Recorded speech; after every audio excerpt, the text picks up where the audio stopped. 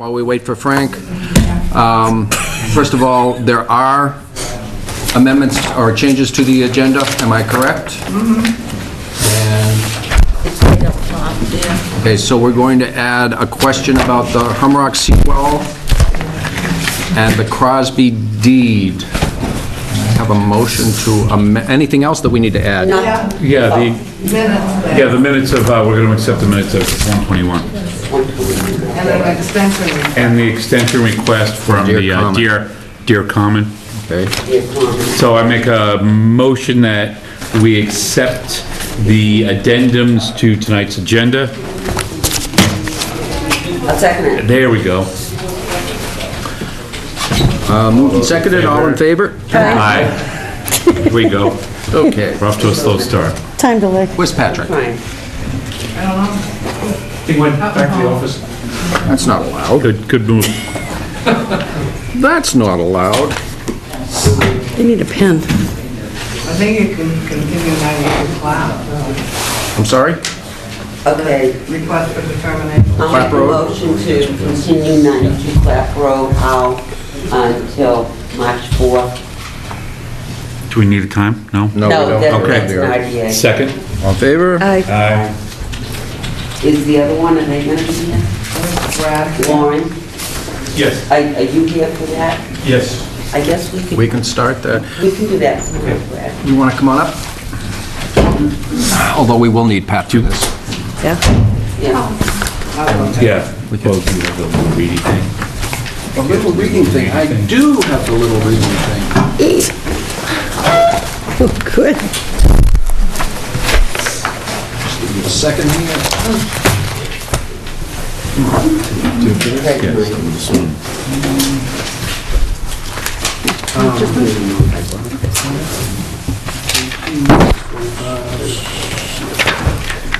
No, that's not the one. This one. That's the same. That's not the one either. These are the same. Carl, do we have the... Well, This is a continued.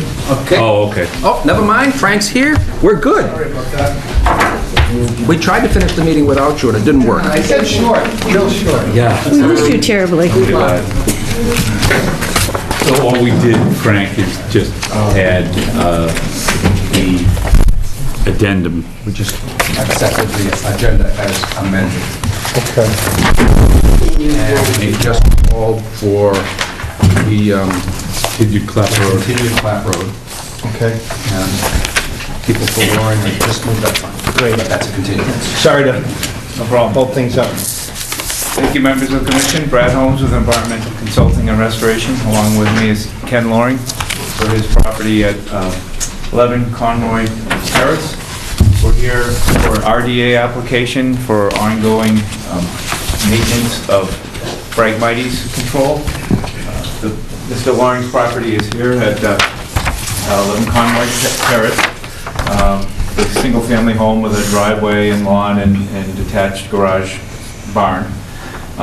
In around 2004, there was an order of conditions for the removal of Phragmites and treatment, in which that work has been done and maintained, and it's really done a great job of maintaining a meadow habitat and controlling Phragmites. However, at this point, it's a little bit more than just a little bit of handwork. There's some more Phragmites growth that's going to require some herbicide treatment. We're proposing to use a licensed pesticide applicator that's professional in invasive plant management. He would be responsible for the Phragmites herbicide treatment, and that would also involve the ongoing control, removal, and periodic mowing of the area to control the Phragmites, as has always been maintained and has been conducted since. So we're looking to receive the commission's approval that that work, the ongoing work, can continue in accordance with the RDA. I'd like to have any questions that you may have. Okay. I think you've done one of the best jobs. Thanks. Really. I mean, it's like a meadow out there in the summer. Well, it was not like that when we No, I started. know it wasn't. If we didn't do the initial in '04, '05, if we didn't do the initial treatment, we never would have had that success. The success story is really in the front part of the property where there's a thin green line. That's very light invasion, maybe 50 plants. But what's happening now is the town property has Phragmites that are not being managed, so they're migrating into the back of the house. And if I control them, as I did in '04, '05, then the meadow grasses take over. So you've got beautiful meadow grasses, and, you know, it's our pride and joy. And it's like we're being invaded by these. And I hate to use, you know, to go back at it, but if I don't manage it, it's just gonna be a giant mess again. There are properties adjacent to me that nobody manages, and that's if I don't stay ahead of it, which is why we're asking for a continuing maintenance approval. Initially, they're gonna have to, I think, he has to come 3 times. The first treatment would be this upcoming August, September herbicide treatment, and then there's follow-up or hand treatments after that, so it's 3 years.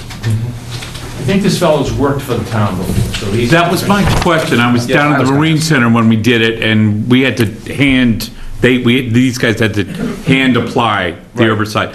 So the initial treatment would not be hand application, it was a... It's a combination, and you're right, Chris Politan of Politan Ecological Services is who would be the licensed pesticide applicator in that task, and he's the one that's been working on the Marine Center.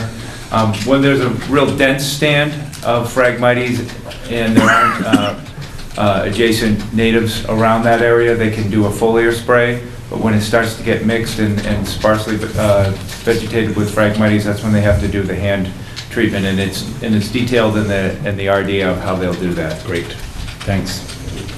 He asked my question, I'm good. Lisa? Answered my question, too. Pat? Yeah, he just addressed what I was going to ask too about the hand applicating during part of it. The other thing is, we met with the people from NOAA recently, and they were trying to have a pathway connecting from the Marine Center out to their building, out along the beach, and they talked about, you know, some kind of plant management too. So if we can talk with them, it may be that they own a trail or a piece of a trail that abuts yours, that we could bring them in on this property too. I think a lot of that property was either the town's property or the McDonald family, maybe further back, but I don't think McDonald's abut your property. They do. They do? Well, is it McDonald's or is it Joseph, but I can show you, there's a, Good luck finding somebody to talk to about Joseph's. well, it might actually be Jenkins. 'Cause Jenkins, there's some discussion. that was the one. Yeah. That's- But, this Phragmites stand right here, see that? Yeah. That's that piece of property that no one knows who owns it. But all along here, there's about a 9 or 10 foot piece of town property, which is completely infested. And that's what I'm fighting against. That walked in, and you can see right in here, it's walked all the way in. you wanna Once it treat gets that going, too? it kills everything. Do you want to treat that one as well? I got enough of my own. Okay. Well, I do want to control it, but I realize I'm never going to eradicate it. Right. And we're going to do it the right way. We've hired Brad, and we've hired, you know, a professional to do it. And, you know, I have kids at home. I don't want to damage the neighborhood any more than anyone else does. No, we appreciate that, and appreciate you're willing to continue to pursue that, because it's everywhere, and it's a lot of work. And you've done a good job. Yep. Well, I think if we could pass that along, maybe the town could do something along their property. We'll Put that on your list. we'll see what we can do. There must be somebody with has some mitigation that's needed. We'll keep an eye on that one, Pat. Is there anybody in the audience that would like to speak to that? Any motion? So, I'm not quite sure, yeah, it's a 2, but is this a continuation of their management plan they already have, or a new one, I guess? It's a good question. Was it an expiring? Well, that has already expired. Okay. That's the reason. So this is a new one. It's a new one. Okay, so I make a The old one motion for... expired. Do we have to put a time frame on the new? Well, it's a determinations Right. that would be good for 3 years. It's detailed in the RDA, so at that end of the Can you period. continue those, or Well, Yeah, Try to make it as simple for you. right. Yeah, I mean, I like to have Brad back, Even if but it's if we No, I know, expired, you no, can continue I'd it. rather be able to maintain it. Once we get it under control, Right. it's not very expensive to have them come And I'd rather not have you have to Keep coming continue back. it coming back. if we could, as much as I enjoy this. Maybe put it, Yeah, it's good to see you. Can you continue, and something that's already been We can expired? talk about that. Yeah, I mean, I think we can issue this one and then we can talk about it. Okay, in sure, 2 or 3 great, years. okay. So I make a motion for an Second? All in favor? Aye. Aye. Thank you very much. Thanks again. thank you. Thank you. Take care. We'll talk to you later. Yeah, Thanks, Pat. we'll do what we can to work on the neighbors. Yeah, maybe. Well, if they happen to get some of the plants that are on your property, it'll On the litigation. be an accident. Well, sometimes if there's a project that requires some mitigation somewhere, maybe we can. Get some work money that out of into it. it. Kevin They O'Donoghue. put down a route, and then it will go over. I'll email it. Yeah, I know. Amazing. Even in very light infestations, you got to stay ahead of it. Like crabgrass. See you later. Thank you. Yeah. Stuart, That needs to be continued. They are still going through the zoning board of appeals. 2 weeks or more? I'd say a month, anyway. Okay, I make a motion to continue Stewart 160 Chief Justice till March 18th Second. at 6:30. Second? All in favor? Aye. Aye. So we have a few minutes before we can open the next hearing. Do we have some miscellaneous stuff? We can't start the DPW GZA Central Lab piece until 6:45, as it's been That's advertised. what's advertised. So Yeah, we take have care of some small several items. things, yeah. 30 Inner Harbor Road, we had the appeal visit from DEP, and we met with the abutters, the attorneys, engineers, and DEP. And as part of that review, they decided they have to file an environmental notification form, so an ENF to NEPA, and it's going to set things back another 90 days. So at this point, the septic is still failed, the walkway's not in place, and all the sand has been washed out, so And it's going to be 90 days before... they have up to 90 days. They could decide something before then. Okay. So that's where that is. It seemed like DEP was leaning toward approving both as long as it went through NEPA, so. Okay. The MACC conference is Saturday, the 28th of February, and it was sent out a while ago, but I think we probably need to send out the list of classes again if anybody's interested in going. Just see Mike Clark was interested in going. Yes, Where, Yeah. where is it? Worcester. This is the annual one out in Worcester at Holy Cross. Is that, no, we Is went that to, where we went? no, we went to one in the North Shore, someplace. We also, we went to Holy This Cross, is though. Mass Holy- Association Holy of Cross. Conservation Yeah, that was Commission. Worcester. Yeah, Yeah, Holy yeah, Cross. and there's Yeah. like 25 different course offerings, Yeah, so. we went to that one last year and loved it, yeah. Do you want to go? Yeah. Yeah, me too. We'll go. Is that something that Carol needs to, what do you think? Yeah. Yeah, Yes. and you have to sign up for a particular class before they fill up, so maybe tomorrow we should do that. Okay. Okay. You might have time. Yeah, let me know tomorrow what you want. Okay.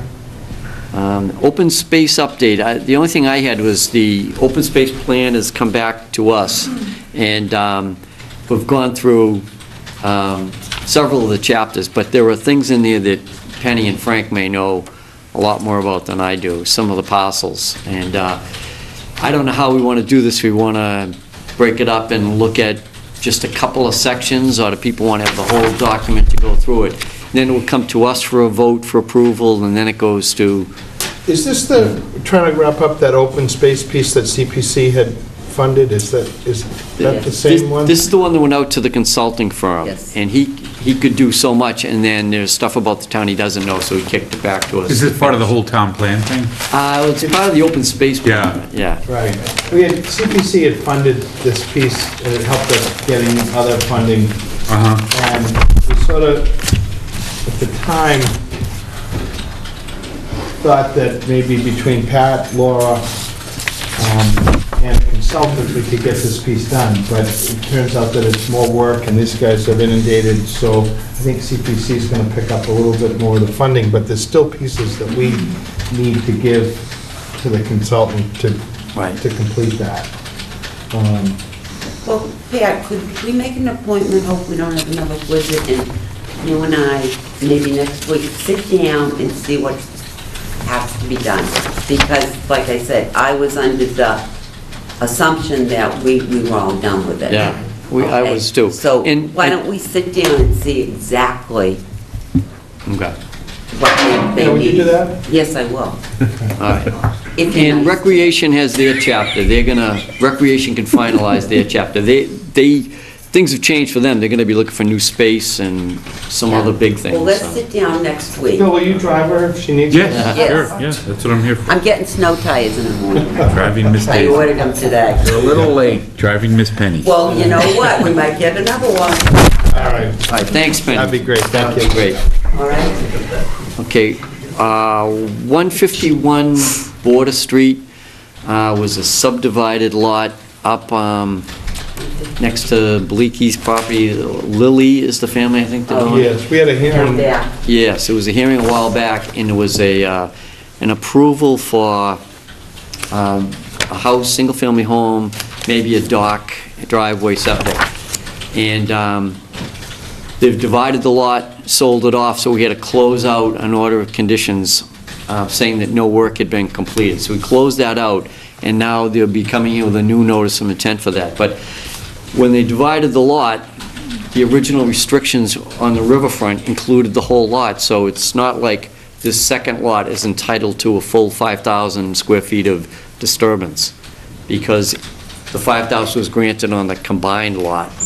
Yep. So this one will be a little tricky, but I don't know if the new owner is aware of that, so before they come in with a plan, we may want to talk with them. And also, they do have the right to put a dock out there, so they're going to have to go through Chapter 91 and to us for that, too. okay. So, I mean, I may try to get an informal just to talk to it. And it's a person that Mr. Ames, who we've met with out at the Glades, Oh, wow, he may be the new buyer of the new lot, so. okay. So Yeah, I that- do remember that hearing, but it's been so long. Yeah, it was a long time It was a ago. long time ago. Okay.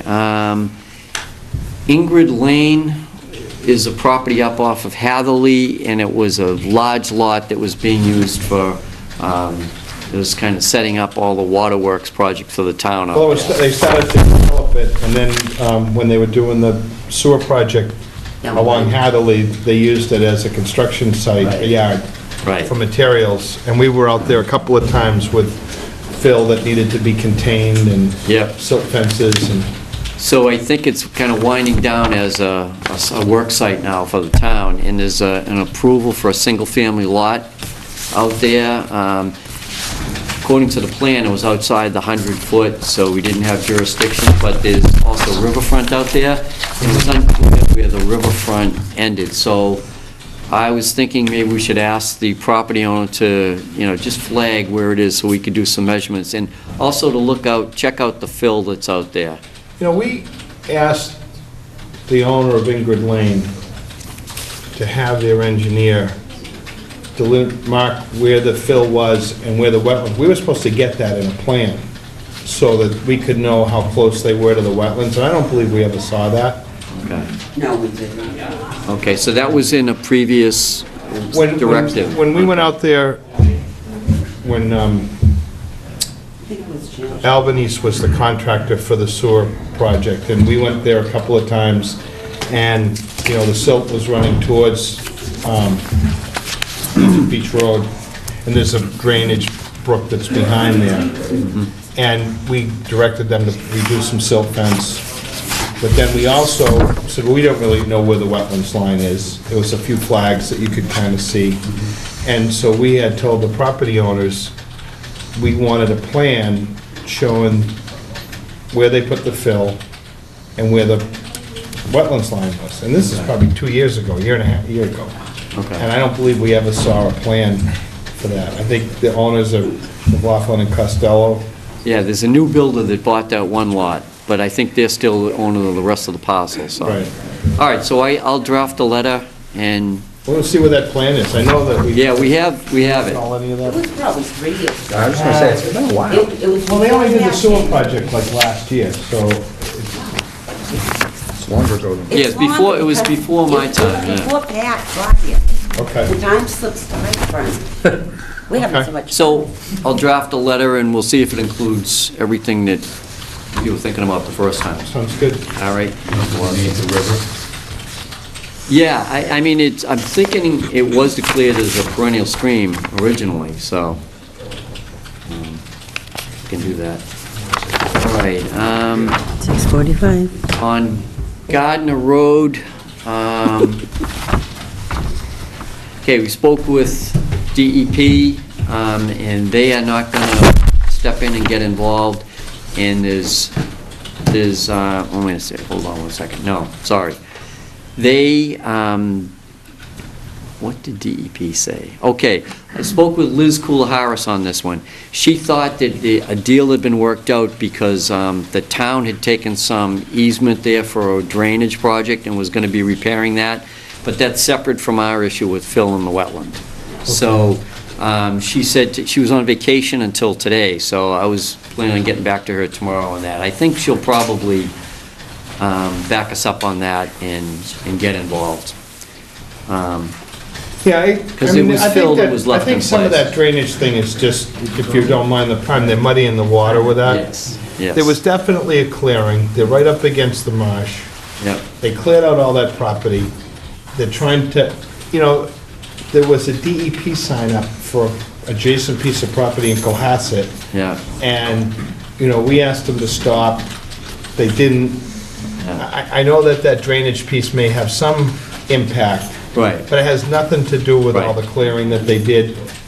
There's a drain pipe from the house that was yeah, laid in there.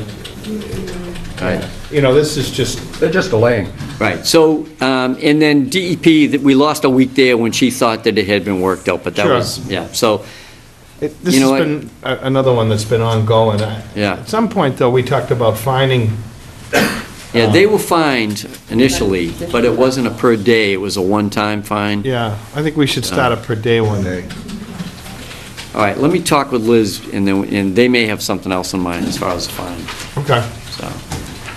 181 Edward Foster, that was the, I think that was also Brad Holmes, that was a planting, and a... The one at the very end that we went to? Yes. Yeah. Right, so we approved the concept of the plan, and then we have a draft letter that we can send out to them, but it wasn't clear on there what area was going to be mowed. Was it only the Phragmites area, or was it going to be a turf lawn that's going to be mowed? So I have two questions in to Adam Brodsky that I've emailed him. Okay. And then we can finalize the letter when we get those answers. Okay. But the planting is over 100 plants. Right. In there. They have to be salt tolerant, so, okay, so that'll be on for the next meeting. Let's see, Peggotty Beach Road, Lot 2. This one, I spoke with the town administrator today about getting legal counsel involved. You should have an email or a letter in your packet from Attorney Bob Galvin about this. And we have to look at a couple of different issues, whether there would be a taking, whether the statute of limitations may have caused this to be an expired case, or whether 40B would come into play on this. So I asked to have some time with Jim Toomey. Okay. And I mentioned, Frank, that maybe you and I can meet with him, and then Attorney Galvin wants to meet as soon as we have that meeting. Okay. Okay. Do you want to go to this hearing? Sure. We've made that, and then we'll... Here. Okay. So, Before we start, there's a sign-up sheet for anybody that's involved with the Public Works hearing. There's a pen. Okay, so we can... What do you For think? any ability to appeal at a later date, you have to be signed in with your name and address. You can just sit off to the side, Lisa. Cast his head like a dog. Well, not. Little small dog. On February 18th, 2015, at 6:45 PM at the Town Hall, the Scituate Conservation Commission will hold a wetlands hearing under Chapter 131, Section 40 of the Massachusetts General Laws, and Section 30700, Town of Scituate Code of Bylaws regarding the town DPW's removal of storm washover along Central Ave, Cliff Road, and Beachway, Humrock. Abutters and other interested parties are invited to attend. Okay. Yes, sir. Yes, my name is Peter Williams of GZA Geoenvironmental. Speaking of the microphone. Oh, sorry. And I was retained by the Department of Public Works to present this notice of intent for continuing order conditions for removal and maintenance of Central Ave between Barrett Street and Cliff Road, Beachway area. And that's been presented in the notice of intent submitted for the project. Basically, the work is located within the right-of-way of Central Street from Barrett Street, as I mentioned, to Beachway and down along Cliff Road for a short distance. The resources in the area, the general area, include from mean high water from the ocean to the riverside barrier beach. The actual right-of-way is located within that resource area. Adjacent areas to which the project is buffered to include coastal beach, coastal dune, salt marsh, and I believe those are the only ones that I've seen. It's not with any endangered species habitat. The entire property area is within land subject to coastal storm flowage in addition. Basically, the town's policy and what this notice of intent entails concerns removal of the chronic closure of Central Ave due to a storm washover during the frequent storms, which can occur 2 to 6 times during the winter months.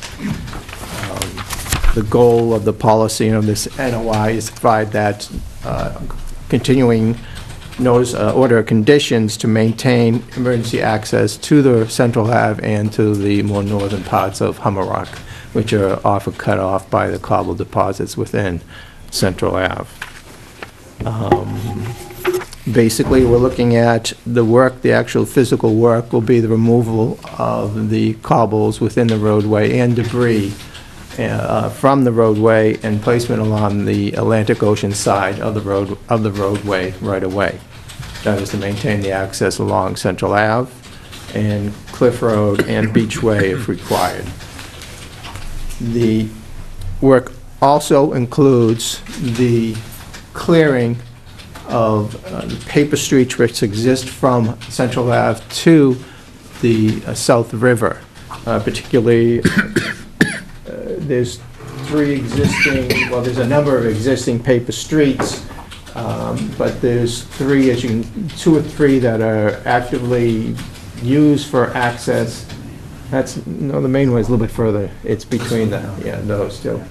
And basically what the DPW needs to do is in times when the flooding has occurred and the roadway is actually flooded with seawater and overwash water, they need to cut channels down these paper streets just to allow the water to escape and allow access with heavy equipment. Can you explain the paper street? Excuse me, sir, what we do is All right. the proponent will speak and explain the project, then the committee members can ask a question, and then we open it up to the audience. And when we do that, you'd be asked to state your name and address.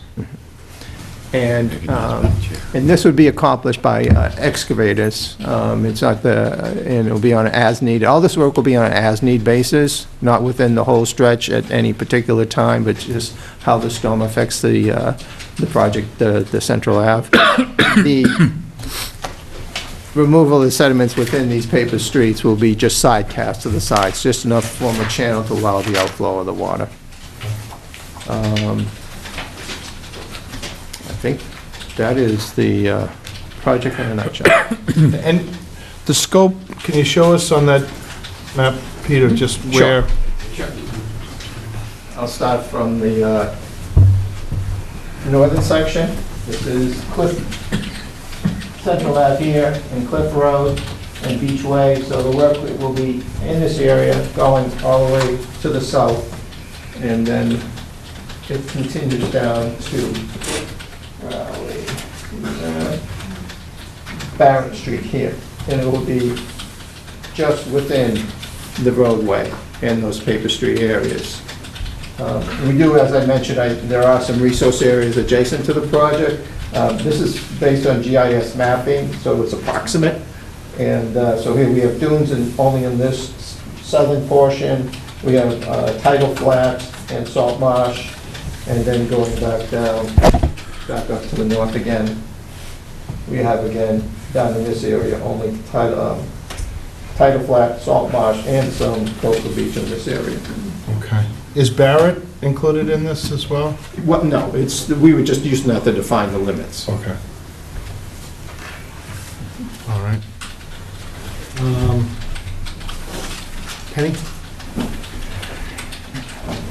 So, I think I kind of misunderstood what this notice of intent was. And I write now to say, this notice of intent is only to address the water.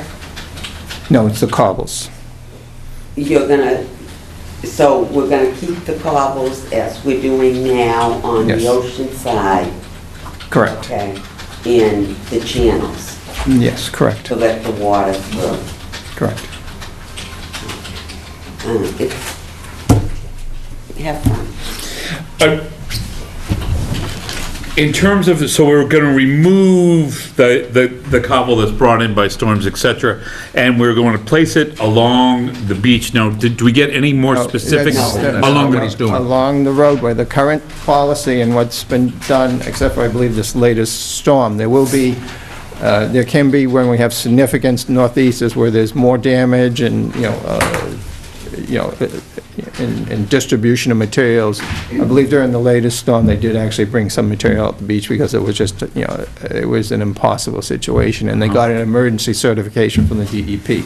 This is to allow to address the more frequent lower storms and involving, and not have to go to the DEP every time for this. So it's all the material stays within the right-of-way and stays within the barrier beach complex.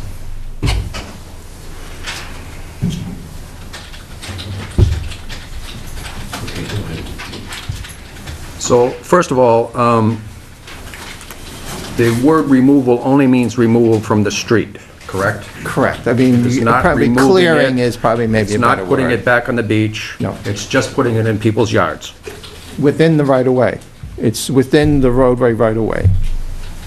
And some of the driveways, the end of the driveways and the front yards, people, feel that these areas are within, but they're actually within the 40-foot right-of-way of the road.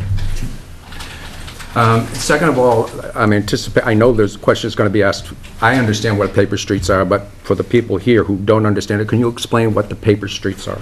A paper street is a roadway, this whole area, basically, this whole area of Central Ave was subdivided, I can't remember, I don't know when, probably back to 40s or 50s, something in 30s, that. actually. Yeah, 30s. And these, and I can show you where they are.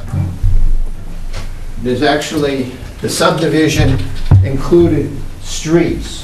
This street here, these streets actually extend out across the marsh, the limits, the legal limits of these. But because they have been undevelopable, no one has bought the properties adjacent to them and everything, so basically they've been unaccepted by the town, and they're just, and that's why they're just on paper, and that's why they're called paper streets. Okay. And so let me make sure I understand this. You're trying to release, have places where the water can go Correct, on the riverside, yes. but the cobble is going to block the water from going where it wants to go on the Atlantic side. Am I correct? Well, we're trying to get rid of the accumulated flood waters. I understand that. Yes. I understand that. But by putting the cobble, are you not diverting the water where it doesn't want to go by putting it on the Atlantic side? The water will still progress across the barrier island. Can you show me how that works? Well, it's And I've been there, I go there a lot, so, I'm not trying to be difficult, but how does it flow through? If it's blocked on one side but open on the other? It finds, ways to get across it. I mean, and eventually, the materials are removed by the property owners and redistributed on their properties. is what I've seen, so that they can clear the driveways. Yeah, I have a follow-up question, if you would. So we take the cobble, we put it in the right-of-way. Is there some type of direction or restriction or guidance in terms of what that would, it's kind of a follow-up to yours. That's fine. What that effect is going to be? We're trying for one effect, but do we have to take any other effects into account of building this, essentially it's gonna become a berm or whatever it is, in the right-of-way? We know what its purpose is, but subsequent purposes after that, do we have to take those into account? As to what other effect it's gonna have by putting this cobble there? Not quite understanding your question. Okay, if we take the cobble out of the street and we put it in front of Mr. X's house on the right-of-way, we are trying to block the water from one way. Do we also have to take into account what other effect having that cobble in that right-of-way will have on ocean water and the regular passage of water through that area? So is it gonna divert it to the neighbor's yard? Is it gonna all go where we want it to, or? It's hard to predict exactly Yeah. what's going to happen. There will be, some diversions and, some buildup and. So there's that's no kinda place in the working. NOI that we have to address what other effects that it has? It's just gonna, the NOI is really to this stated purpose, that's it? Yes, Okay. for the town procedure for Okay. clearing the roadway. Peter, if this were an individual homeowner that wanted to put anything in the way that would divert water towards somebody else's property, they would have an NOI in front of us, and quite frankly, we would likely deny it. Because the water, we can't have people's wishes affecting the neighbor in the same way. And I understand you're here representing the town. Please, nothing personal at all. No, I don't take it So personally. we're good. But if you're going to pile all the cobble in people's yards, and you can say that you're leaving the driveways open or whatever, that's not a fact in many cases. In some cases it is, in some cases it's not. Then that water is being diverted into other people's yards. It's being diverted into their homes. And I know we have an audience and they will have a chance to speak, but I guarantee you that that is a huge concern that would not be allowed on an individual basis from the conservation standpoint. How do we get around this? I'm sorry. Yeah, no, can I just comment on that? I think, Peter was asked to come in to solve two different problems. One is the DPW needs to get out to Fourth Cliff for access for fire emergency. And the other part was there's flooding caused by the stone sometimes, so to release the flooding. So those are the two things. Peter works for an engineering firm that the town has hired. So he's addressing those two problems. And he hasn't, and it wouldn't be fair to ask him to solve all the problems of the town. We understand the cobble is a difficult problem, but in this case, DPW needs fire access and needs to relieve flooding. Maybe there needs to be some other type of way of addressing cobble, but I think for this hearing purpose, that's what he's being asked to do. But these are legitimate questions, and the commission could decide this is too much of an issue as an impact on someone, we're not gonna vote to approve it, or they could say, we can continue doing things the way they are, so. But there's no question we need to have the fire access through Central Avenue all the way to the Air Force Base. Right. No question about that. I wish the same was true for all the other streets in Humrock, as well as the rest of town. But this one has to be kept open. But I just feel it's a much bigger issue than this, and if Peter is here to address this, it's got to be out that this may keep Central Avenue open, but it doesn't really solve the issues, other than keeping Central Avenue open. The town's been clearing this road for ever. And I'm assuming that they did this through emergency access.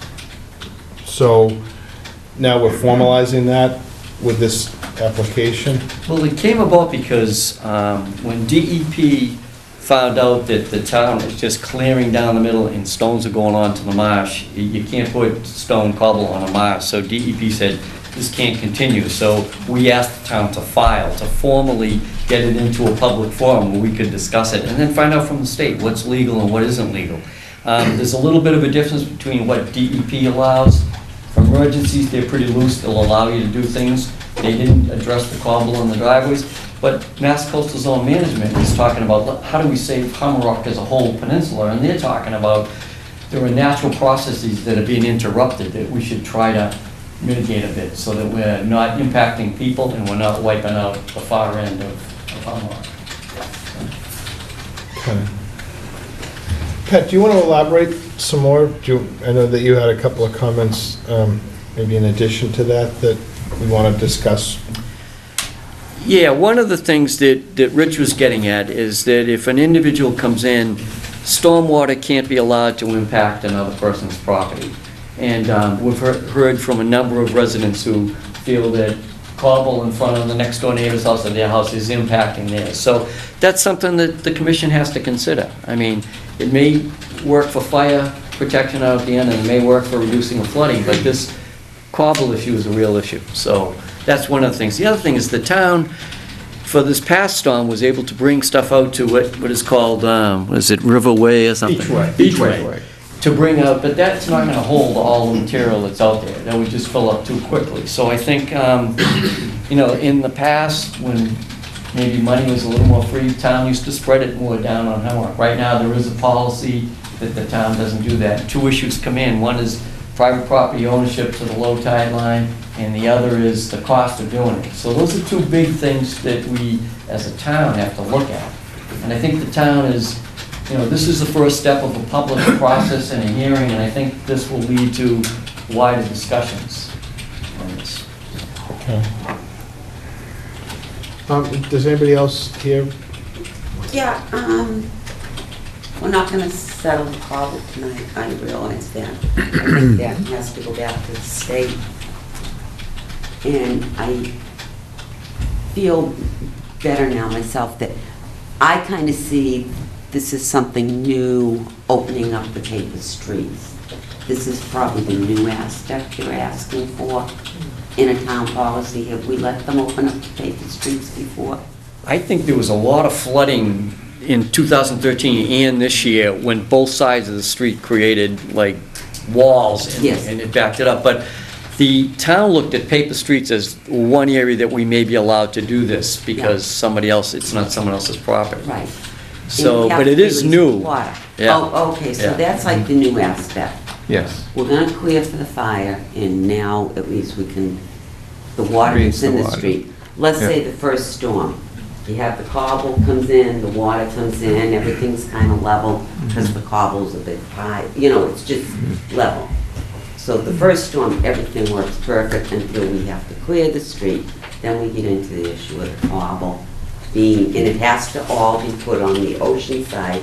DEP is saying, I do believe now, we cannot have it piling on the riverside, which confuses me.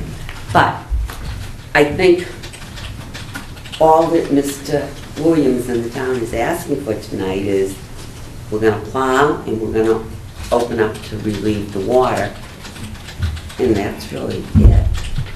You're not dealing at all with cobble. That- No, this Yeah, includes the that has cobble. nothing to do with this NOI. Well, the clearing of the Well, the cobble. cobble- Yes, the clearing, but the problem the clearing creates, Understood. that is not part of this NOI. That's what I guess I want people to understand, that that really isn't part of what you're asking for. Well, right now, in this application, is saying they just like to push it off to the side. Exactly.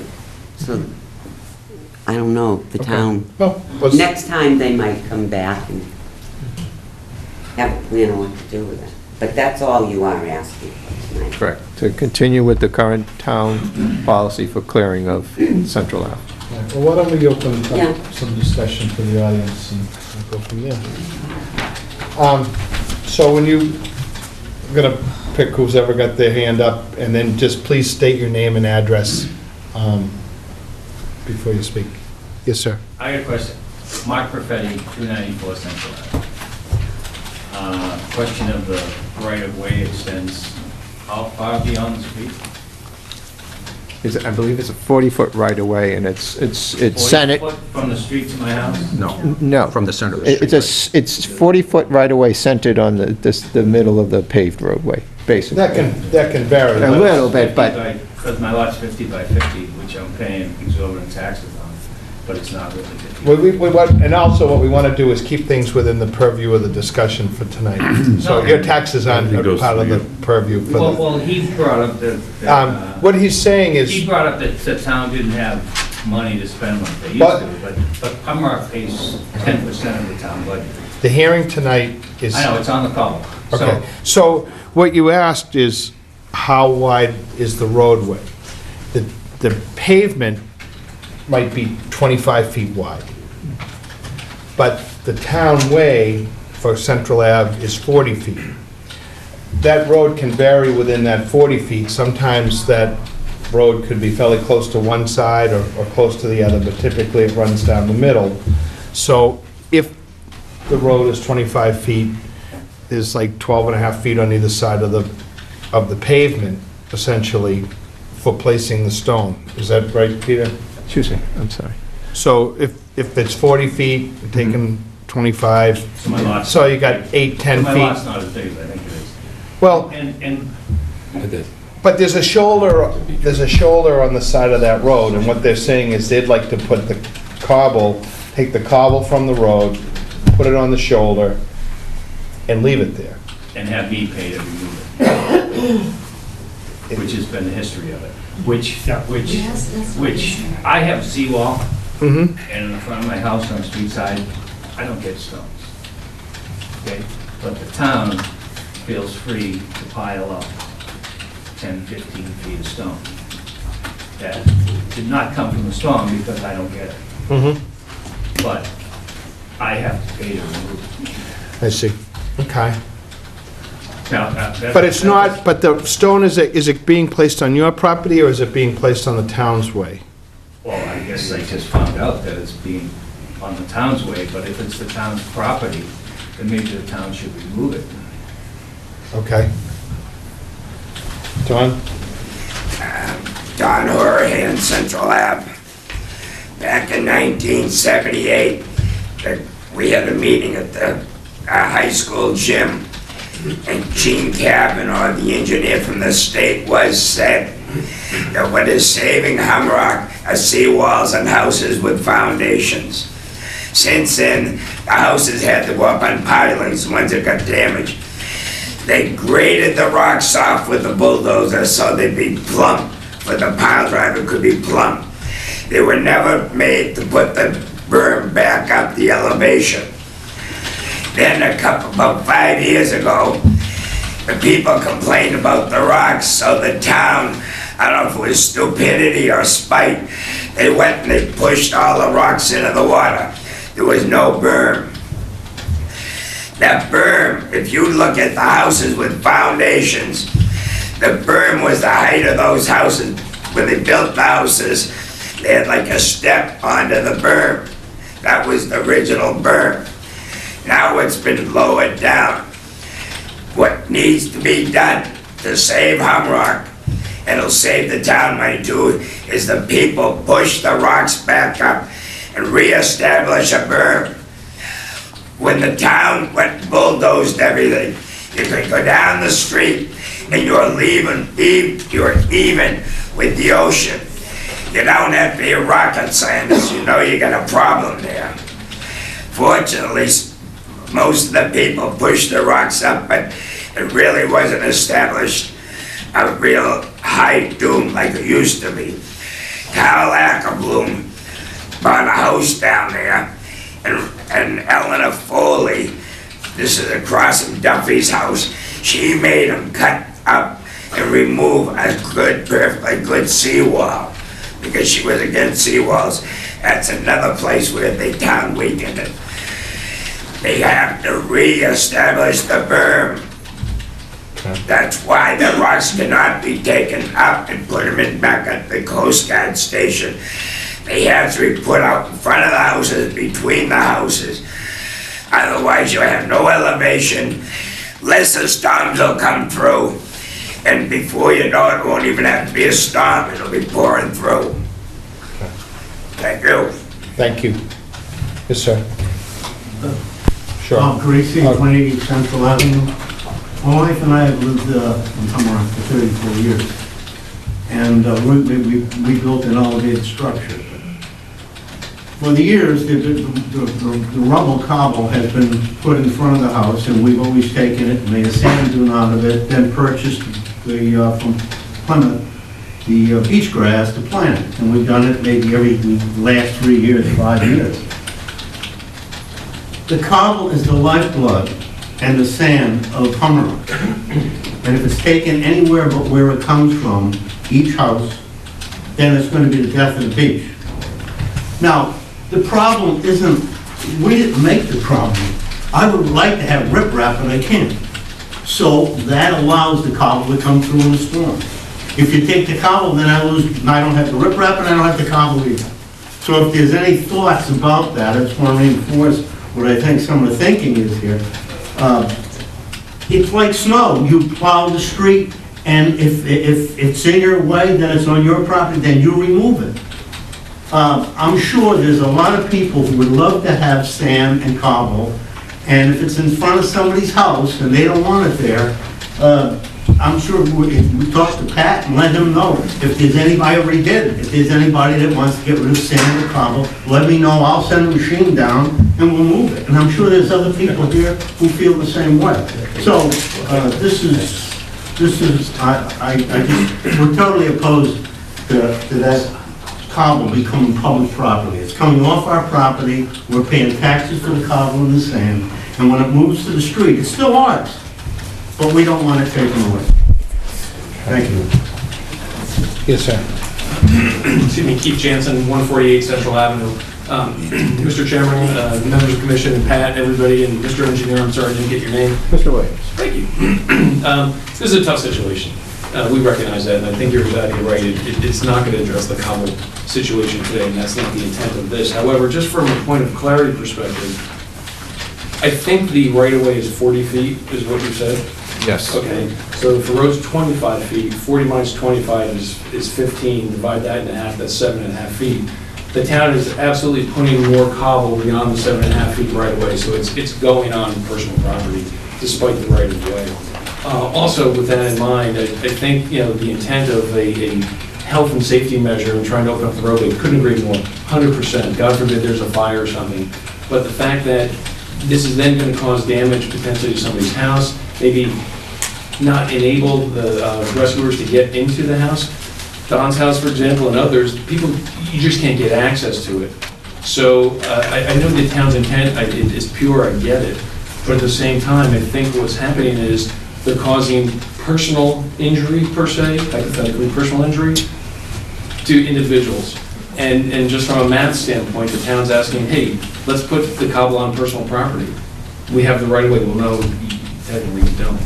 So there is a bigger issue here. Also, in terms of the paper streets, there's 3 there. There's 3 more that are potentially going to be added.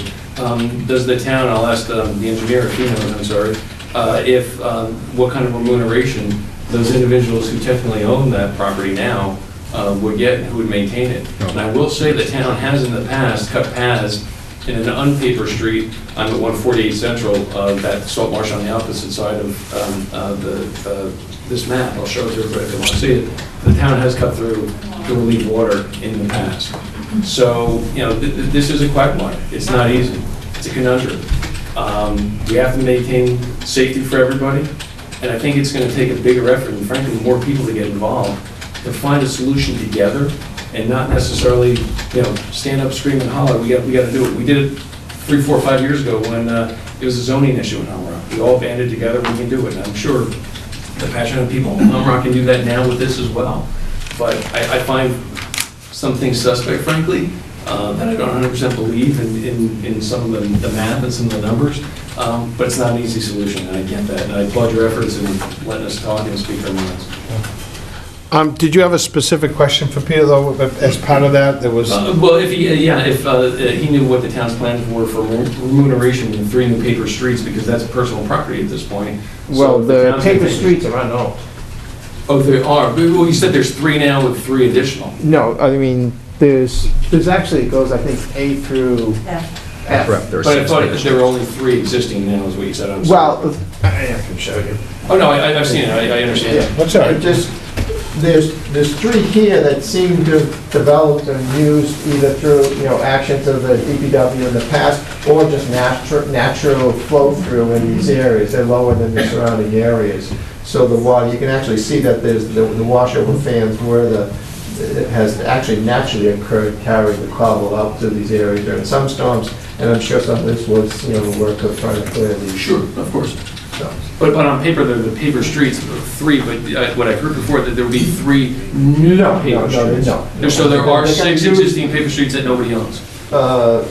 Correct, and there's probably more all down here. Okay. But it's Okay, I just these misunderstood, I ones, apologize. these ones that are, and this is the area where it builds up and can, mostly prevent the Mm-hmm. Of road course, yeah. flooding. So and that's essentially, they're looking to keep those clear so that they can drain the water out of the road. I get it. Okay. I think they also said if it only takes 1 paper street and 1 cut to drain it, they'll just go with 1. And if they find there's other areas, then they'll open them up as needed. So Mike Breen, who's the superintendent, he knows, which course to take if you need to open up a second or a third. Got it. Okay. Yes, ma'am.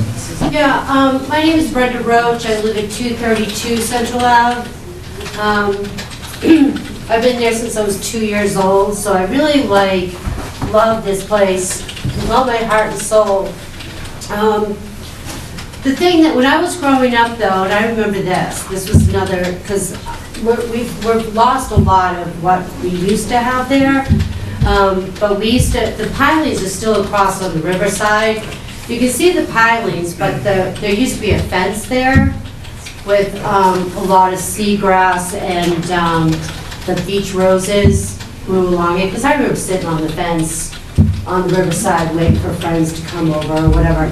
But that fence hasn't been up there since, it's been gone for so long. So I think that was like a big protection of, things going over on the riverside. And then I feel like, Penny, you said something earlier today that, the first storm, it's okay because everything's still flat. But why don't we address it then? Instead of waiting till it piles up and piles up and piles up, and then it's beyond our, and then with the water, being just misdirected back into the homes, like we shouldn't wait that long. The other thing that you said, Frank, right, is that you said that there was private property between the, that's why there's no access between the houses or something, on the street. So I'm thinking like the ocean side, like I see where there's paper streets on the riverside, but there's only this access to get the cobble back onto the beach side. Is that the only access? If there's other accesses to get? To my knowledge, first of all, there are no paper streets on the ocean side, that's for Right. sure. But also, I believe Barrett is also used as an access to the ocean So to take Barrett's cobble down at the other end? at the other end. And you can correct me if I'm wrong, but I've seen it done. I'm not that familiar with Okay. the past Yeah, operations. I will tell you point blank, actually Barrett was totally covered with cobble for several days after the first storm. They have cleared that out and put that back to the beach. Okay, well, I So don't want to... that's two access. I'm not trying to correct I don't want you. to sit here and complain and bitch about it. I really would love to find, big problem. solutions. Yeah. So I'm thinking if, Frank, you said that because it's private way, whatever, that you can't, there's only 2 accesses. If we sign something up that allowed the trucks to go in between our personal homes or whatever, I mean, I would be more than welcome to open it up to a public, beach, to have access to, to push the stones back right when they start, right in the beginning. Yeah. Not wait so long. And then the fence on the riverside, it's gone, but it's never been put back, which I think would be helpful. Okay. Is that a solid fence or just a one? I know that when I was younger, there were some, like, openings in certain areas, like where, but it was pretty much solid. Do you remember the fence? Yeah, it was on pilings and then with, It was a guardrail, wasn't it? With 10 by cross? 10. It was a wooden guardrail, wooden guardrail. Okay. Okay. Yeah, on the green, Hi. Jen, 254 Central Ave. Do any of you guys happen to live in Humrock, or were you present for the storm of the 26th to 27th? I live in Humrock. Okay. I was in fact there that night, and I realized that the problem with the cobble, and also, can we stop calling it cobble? Because it's definitely beach stone, and it's a lot heavier than cobble, because I have to shovel it every year. I have a seawall, so I don't get it nearly as much, but all the houses around me, were forced to go up on pilings. So it goes into the street, and I think what this poor gentleman is having such a problem with is they're piling it up on what they consider to be the town access, and that's fine. But these storms don't come one and then go away. So the following tide then pushed through that 11-foot wall, pushed it back out in the street, and then on the other side, it couldn't get out to the river because there was no access to get out into the river. So then it literally just sat, in some places, feet deep. And even when the cobble was flat, which, in theory sounds like a good idea, the National Guard and the Scituate Fires got stopped in front of my house. So I do think it's a good idea to open up the paper streets, and keep them actively open. But when I was a kid, all we did was, it took a little while, but, they waited to put the stuff on the side of the road, and they put it in trucks and put it down the beach. And I know you said that it's a private property issue, but, we can sign waivers to get around that. That's not an issue, because it has to go back out on the beach, or the beach is going to continue to erode, because we have no jetty system, we have no breakaway dune. There's nothing there other than this rock to keep the beach in place. Now, as of right now, and I know nobody can speak to the madness of the snow that's been happening, but because they did such a poor job cleaning up the rock, now with the snow, right now, on my way out, Central Ave is down to one lane, and they're barely getting that fire truck through every day. So God forbid somebody on the cliff has a heart attack. I'm not even talking about fire. I'm talking about a medical emergency. It's gonna be a problem. They need to straighten it out. So I'm thinking if we could talk to the DEP about getting special rights to have it trucked back out onto the beach and dumped where it needs to be, then that's the route we should probably take. okay. Just so you know, we have 3 commission members who live in Humrock. Oh, okay. Yeah, so you're very well represented The on this reason I am point. still sitting here, just to understand, is I'm not from as far north as you are. I'm closer to the center, so I don't have to Lisa, that was recuse myself. sitting- Lisa, who's here, The does sit woman in with the you. red. She's about it. My lovely neighbor, now between her house and my house, there are 3 houses that are now condemned. And unfortunately, So that's how bad it is. Paul Paris, who's another member of Concom, had to make a flight tonight, so he couldn't be here. Get it while you can. No, he's a pilot. Paul Armstrong, I'm actually 12 C Street from Marshfield. Well, you know me, I've built a lot of the homes on Central Avenue. Just so everybody understands that right away, the majority of the road is about 22 feet paved. It meanders throughout the whole way. It's pretty straight, but the actual property lines, the majority of the homes where you see the telephone poles, it's usually about a foot or 2 behind them. And I've surveyed like probably 30 of these homes over the years. So, and most of the right-of-way is favored to the riverside. On the riverside, I've built a couple of the piers around the 222 to 226 range, and a couple of the pier projects I've built, the piers had to be started almost 15 feet from the pavement because that's the edge of the right-of-way, then they made me do a removable ramp. There is so much beach debris on the riverside. And as a kid, I remember, I grew up with Brenda and a lot of these people here. There was a guardrail that went from roughly from Lisa's house all the way to Seaview Ave. And that guardrail is gone. and some areas are still there, but it's buried in material, and the entire side from hatches to leases is so built up on the riverside of beach material. It was riprap as a kid. I have pictures of it from the hatches all the way to Lisa's house. And it was a steep slope. I remember Blizzard of '78, Billy Albrecht's truck, Billy O'Sullivan's Mercedes, everything was in the riverbank there. It was a cliff. Now it's a huge lots out there, and it's done nothing but more destruction, and that's what's flooding it. And all that material should belong back out in front of those homes. I'm not here defending anybody here. I have no stake in Hummerock at all. I just do a lot of work, and I'm just trying to give people clarity of what's really going on there. Like right now, we're in the 222 to 230 range. There is so much material, you could fill half a Hummerock up just with that alone. And dumping these piles of material on the fronts of these people's homes that don't have, do have seawalls and so on,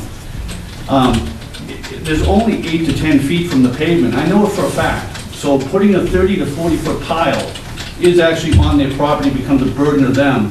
All I know is a lot of these people, clients that I represent, want to be able to put this material back in front of their house to save their tail. That's all they've got left, until there is a future solution. So if they do come up with some order of conditions for this, I know the majority of these people would like to have a blanket one for themselves so they can put it back out there too, to protect their homes. We're not looking to dredge the river or do all these ideas. We're not looking to disturb any salt marsh, because there really was, the only salt marsh that started was just past Lisa's house where Roger Range was. Other than that, that whole river bank, there was some beach roses around the guardrail, but that's history. And it's 3 to 4 feet higher than the roadway the majority of the way. The best cleanup job was done a few years ago when Lopes was down there after the 2013 storm with Great All, and they scraped everything flat to the street, and it was wonderful. And that's where it belongs again, so it does have free flow. And also to clarify, some of these private ways you're talking about, these roads, are actually owned by the abutters to the center line of those roadways going down there. And there is a gentleman that owns all the ones up by F Street and so on from Marshfield that owns all that property. So I don't know who owns what, but I'm just telling you, those private ways are typically owned, and any lawyer will tell you, they're owned to the center of the roadway. They have the rights to the center of those roadways, but they should be open to let the water through.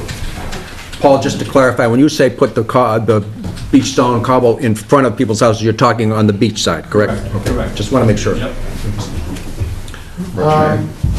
Thank you. Just wondering if maybe Peter could add something here. We're talking about this material being pushed to either side of the road, or essentially pushing to the east side, if possible. Yes. So after, this has been commented on, 1 or 2 storms,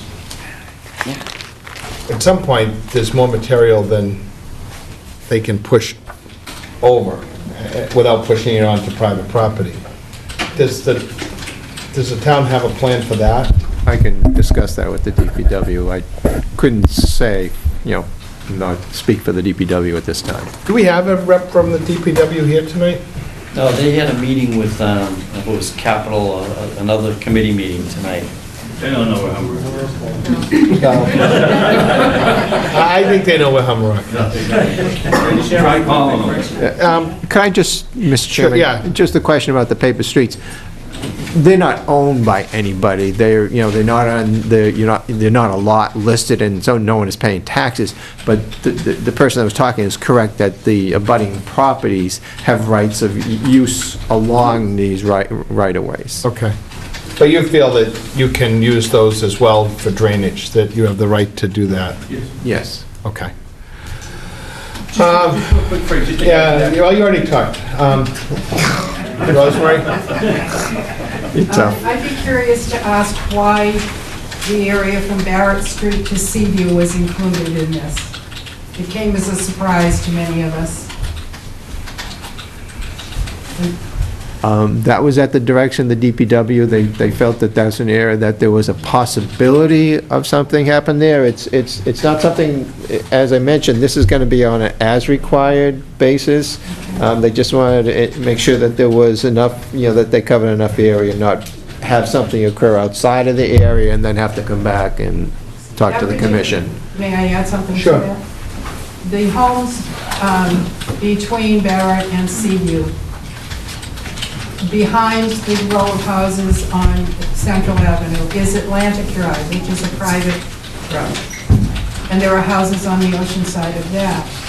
The houses on Central Avenue between Barrett and Seaview are quite close to the road in most instances.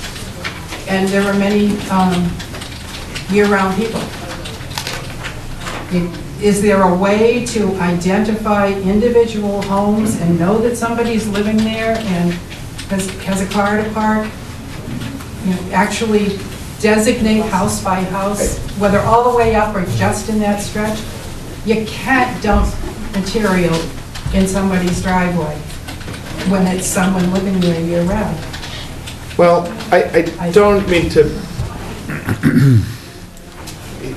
Stones and snow are not the same, but I think all through Scituate right now, people are dealing with the same issue, Rosemary. When the town is plowing the road, they're just pushing the snow to the sides. And every person in Scituate has to dig out their own driveway. Either they shovel it out themselves or they move it with a snowplow. But keeping the driveways open is not necessarily the issue for the town when they're clearing the road.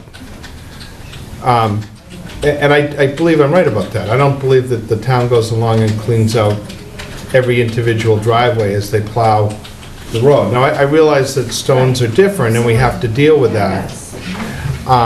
If you notify the town hall that you're staying there, Mhm. and they notify the DPW, they won't dump stone on your property. Well, that's helpful. Really? That's not true.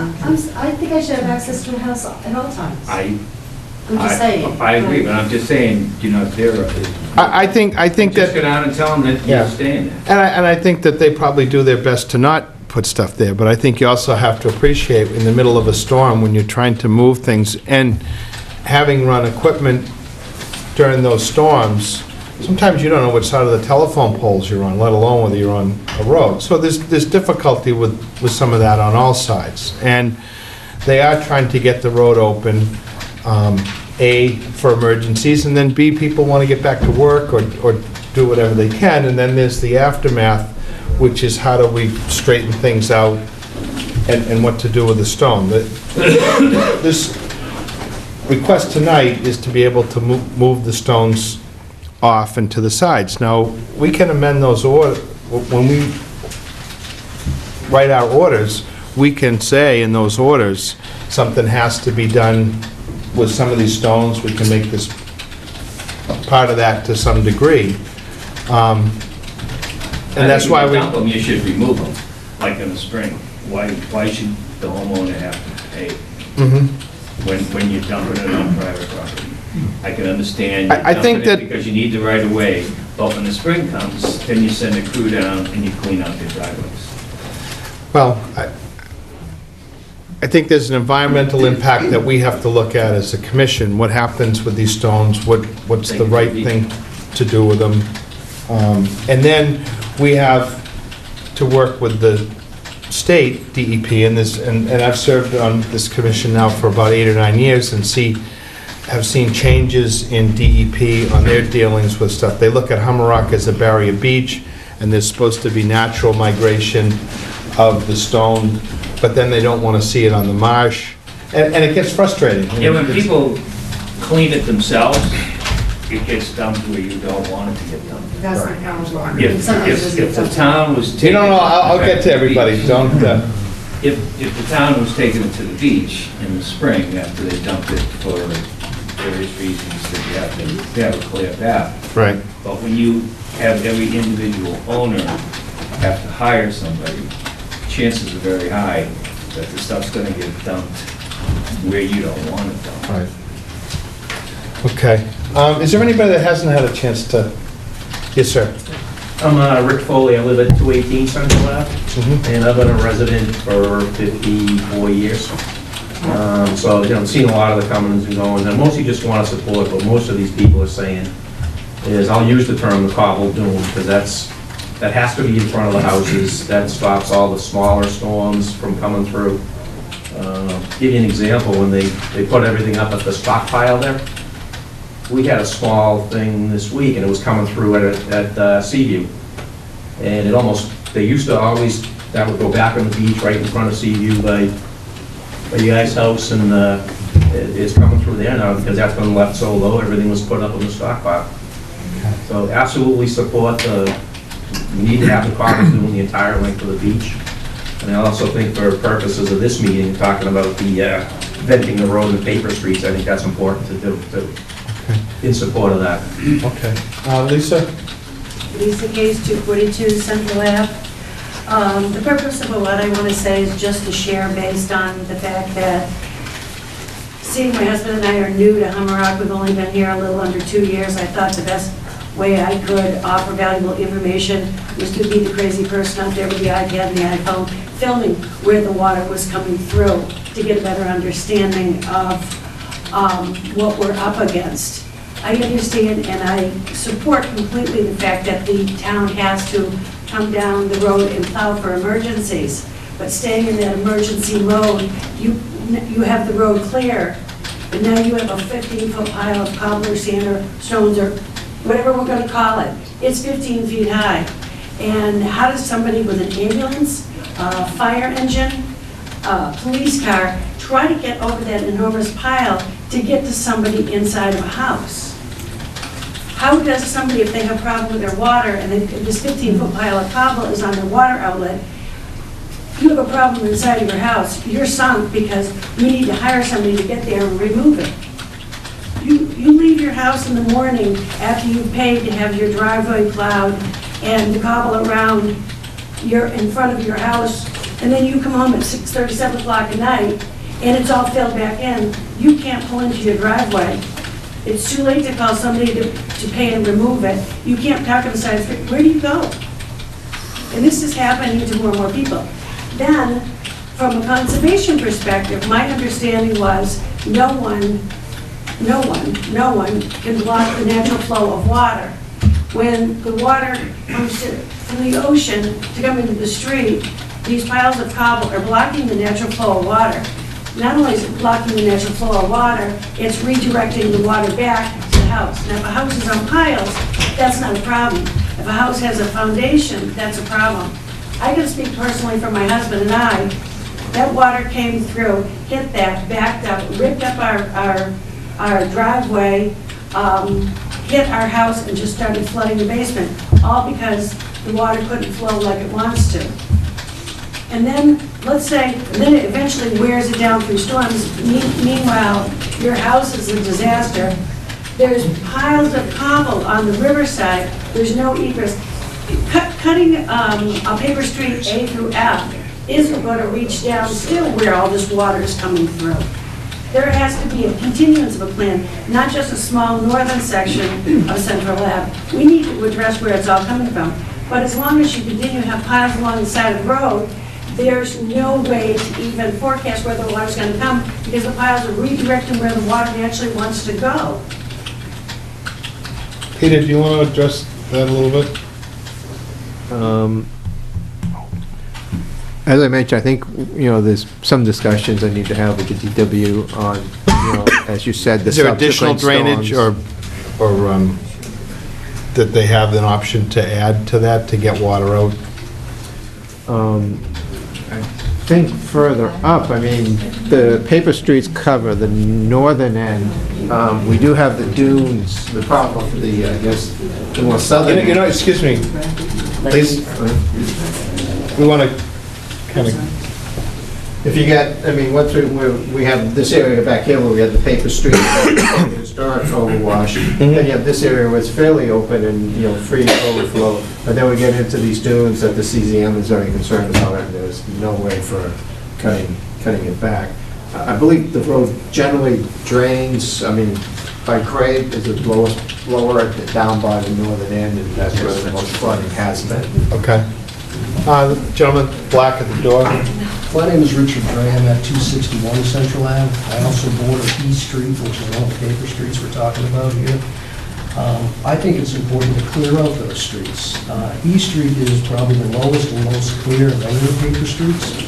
And over the last 3 years, the others have filled in to such a degree that that's the only one that's allowing any relief to the water. I'm a year-round resident, so I've been there through the bulk of these storms for the past 16 years. And the water that flows down that street flows with such velocity, that it's pulling everything with it, undermining, Central Ave was undermined at the end of that street. So I think there needs to be more relief, it needs to be north of there as well. You know, I don't know what the one north is, if that's D or F. But that's blocked in, and the one to the other side of that is blocked. I can turn that over. Sure.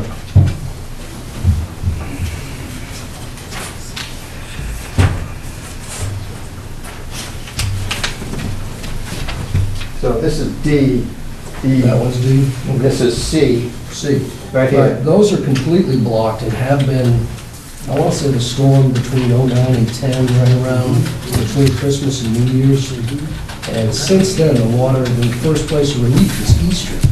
And, you know, you can go whitewater rafting down there if you chose to. It was with such velocity.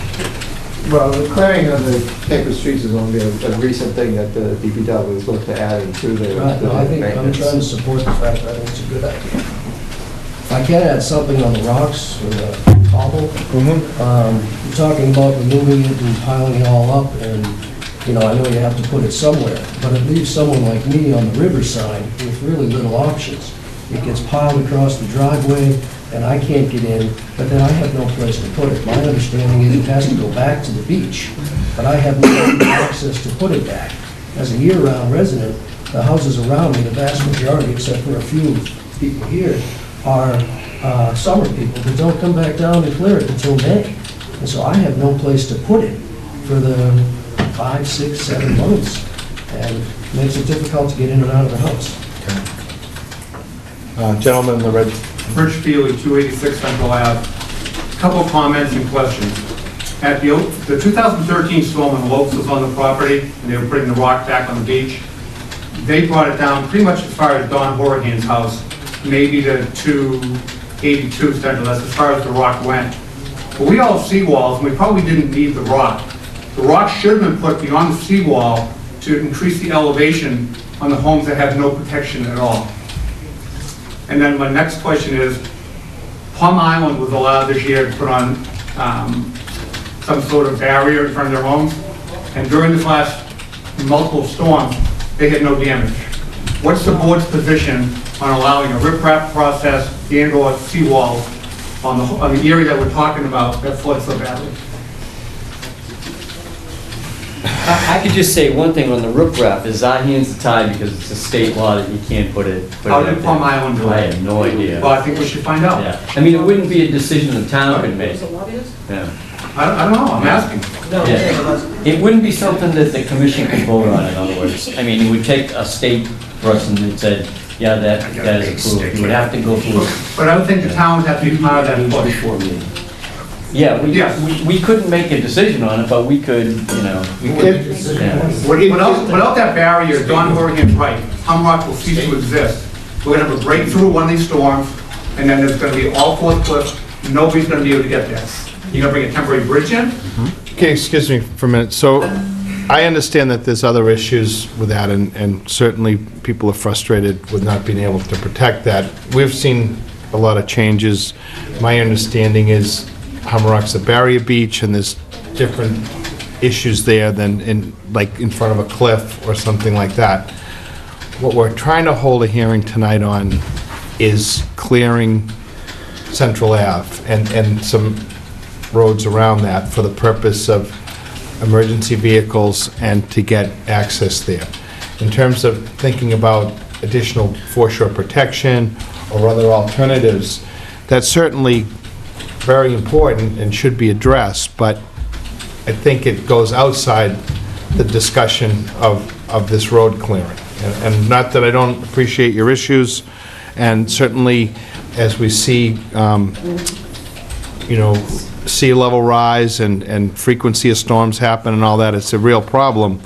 But what we're trying to deal with right now is this piece, and then there'll have to be other discussions about seawalls or other foreshore protection. Gentleman in the white coat. Yeah, I just, Gene Lyden, 310 Central, I live across from the opening where you're dumping everything and just building up that area. I've been there 23 years. My one question is, Why all of a sudden this year, it's private property, you can't put it in front of homes? But they've done it every year for the last 23 years. I think the hearing tonight is to formalize something that's been going on for years, and it's sort of been under the guise of emergency access. I know as a contractor, I've worked in Scituate since '76, and we've worked in other sections of town. I'm not like Paul, who's in Hummerock all the time. We used to clear roads quite frequently, right after a storm, we'd have a bulldozer in there, and we were pushing it back to the beach as fast as we could get it there. And then the state stepped in and said, wait a minute, that Mother Nature moved that, and you guys have to get a permit to think about doing that, and so here we are. So the state is telling us, telling you can't put it back in front of my house? When we go to the state and talk to them about different process, and Pat's been super proactive in that, Nancy, getting the state out to take a look at the problems, they see it. Hummerock is a barrier beach, but it's also what we call an altered resource. It's been changed a lot, and so we know that there's a multitude of problems. Perhaps the right answer is to take the stone and run it around, dump it in front of the beach, and eventually let it wash over and run it around again. Is that the solution? But actually, the state is saying we could put cobble back on the beach. And we have a minor activities permit, and there's an emergency declaration now, you can't put cobble back out there. It's getting it there is kind of the big issue, who does it, how much it's gonna cost. But we can get the permits to put cobble and sand back on the beach side to help protect it. It would be great, Bob had mentioned a berm along the whole thing, and somebody else, that would be great. I mean, ideally, we would like to try to do that. So it stalls. But it is an expensive thing, and there may be also a release of, going on to private property to do that. That may come up as an issue too. And I'm not a lawyer, so I don't know that much. Just trying to think of how we're gonna get to a point tonight where, we've been at this for almost an hour. Certainly want to make sure we address some things, but I think Peter's gonna have to go back with DPW. Certainly, I'm going to spend some time with Peter and with DPW and have some more discussion. Can we talk about anything that hasn't been asked?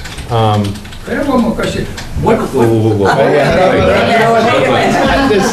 There's time, yeah, no, you've got to... With their hands raised. Please. No, hold on, Go ahead, ma'am. Linda Barrett, 296 Central. If this is approved tonight, would this also mean that This isn't going to get approved tonight. okay, if we were to think about going forward with this, would that also mean that the town would no longer put rocks or cobble in the marsh?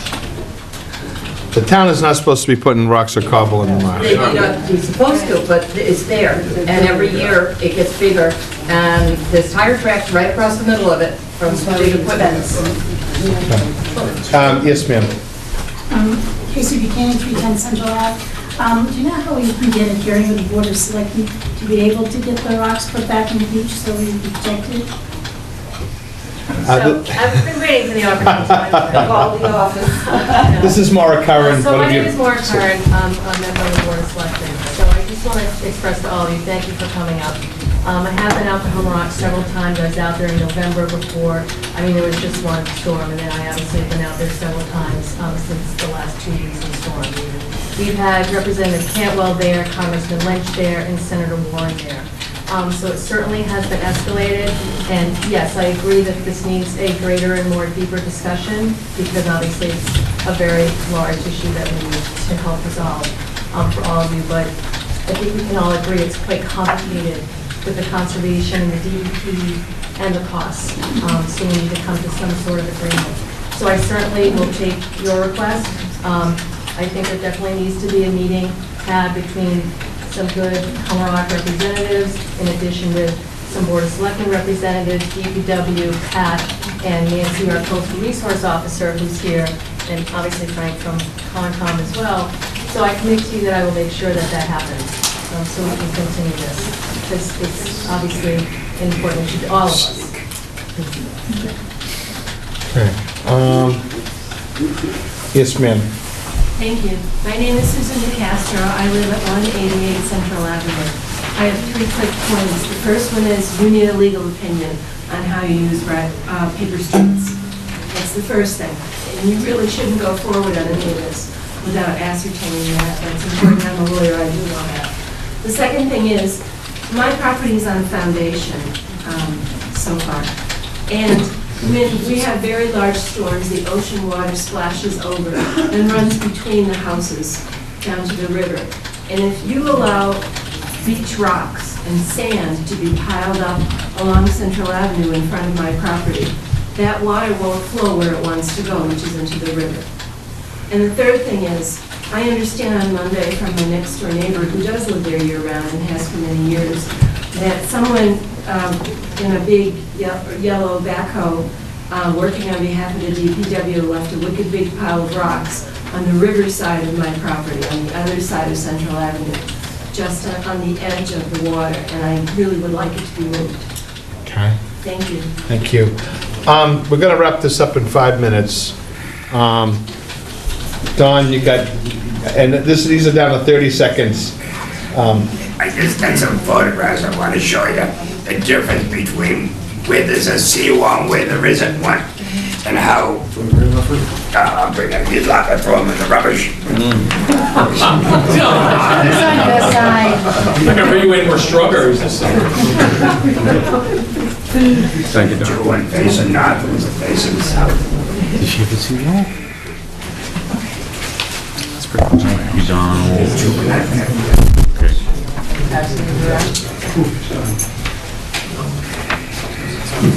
Sounds like a cheap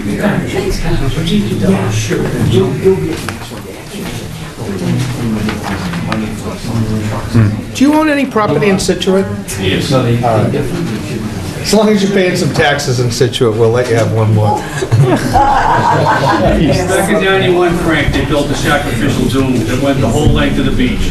They had access across everything, and you also have Commonwealth tide lanes between the mean high water and the mean low water, which gives them access to that. In this case. I think Peter's shaking his head. No, it was just a big court case in Marshfield that just got proven in that, but I don't want to argue, I'm not here to argue about, Commonwealth tide lands. But what I'm saying is, they built this $1 million sacrificial dune that went in front of everybody's home from Fourth Cliff all the way down to Marshfield Avenue. And they brought in material that went on, I think everybody here can remember Right, but that. again, what we're talking about is... But I'm saying to get material back on the beach, that's what they encourage. That's Okay. all I'm trying to say. Okay, thank you. Thank you. Keith Jansen, 148 Central. I was wondering, Mr. Chairman, if somebody in the board might make a motion, because this is an NOI that the town has requested to send back to the town that no, they can't go forward, that they should remove the rock as soon as possible, get that permit from the state and put it back on the beach. So the process will be that we would either condition we could deny the project, we could approve the project, we could approve the project with conditions. I truly don't think that we want to deny the project if this allows access to these places, would be my first inclination, is that would not be a great idea. We can consider it, but I don't think people on Fourth Cliff or mostly along Central Ave would be happy with that. Certainly, to just do it carte blanche is probably not something the commission's ever done very often. So typically, we have conditions, and we have to consider what those would be and how they would work with this. And that's how we go back and forth. And typically, why these are continued, have the consultant have a chance to talk with folks from the DPW. We'll have some of that conversation, and then we'll have another hearing with some of that input and talk about what we can do. I think that's the best way to approach this at this time. Again, one more person I haven't heard from, and truly, we have other things to, although the next one's for Humrock too, but, yes, sir. Two quick things, because you said to be quick. I think you have an ongoing violation, and how do you issue an order? I mean, an ongoing violation where your DPW has actually put a stone and material into regulated areas.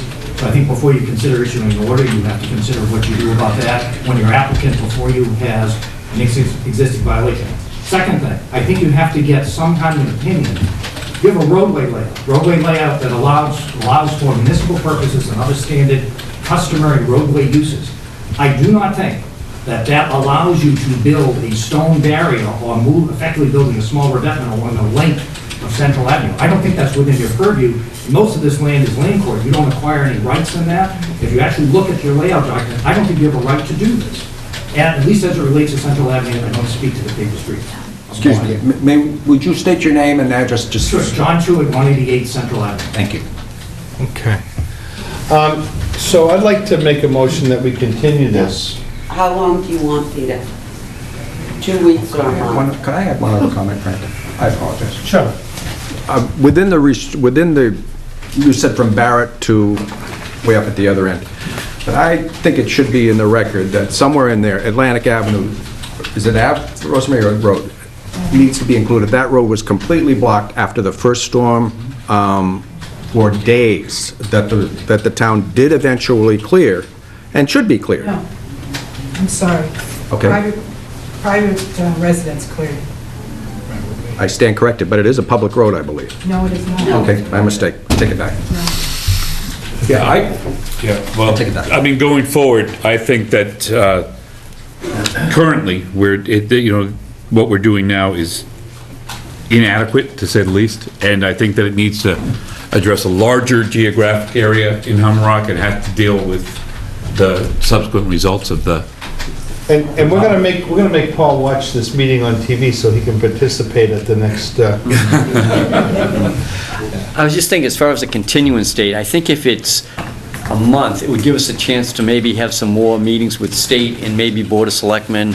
If we had it for 2 weeks from now, we might not have a time to pull one of those meetings together, so if I could suggest at least, a month from now.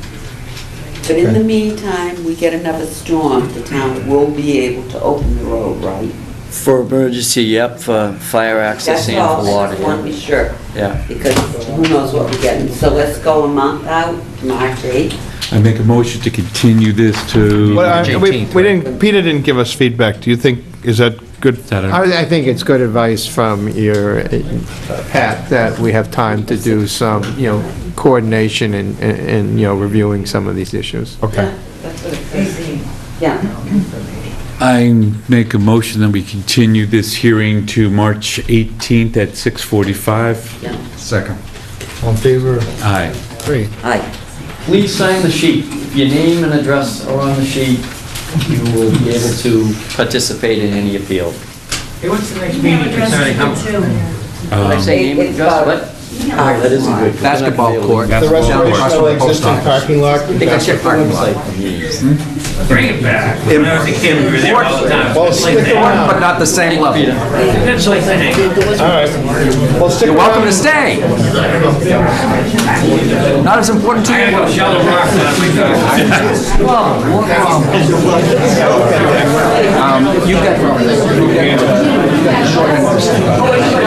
I think that you ought to bring a couple of the guys with you for the next one. It would have been nice if DPW guys showed up.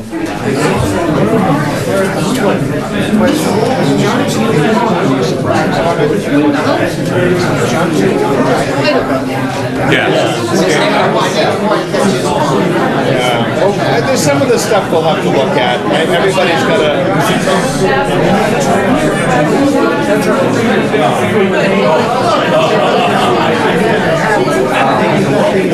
It sounds it, doesn't it?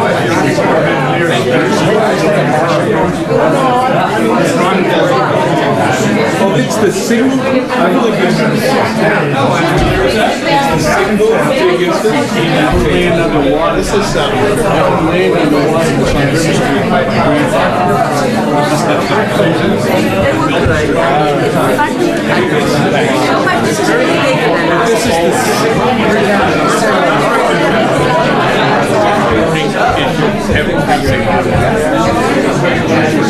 no intention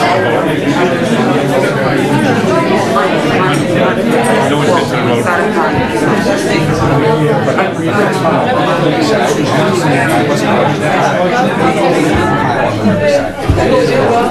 Good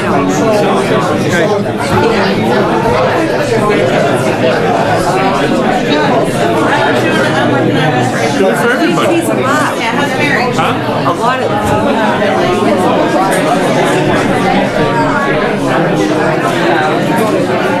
Shit, if somebody parks in my driveway. And when the mom puts that little bit of stuff. my guy just keeps I've already showed up. Excuse me, folks. Folks, the meeting is still going on. We need you to either go out or come in, please. Push. Nope. Ladies and gentlemen, we need to clear the room. And please, thank you.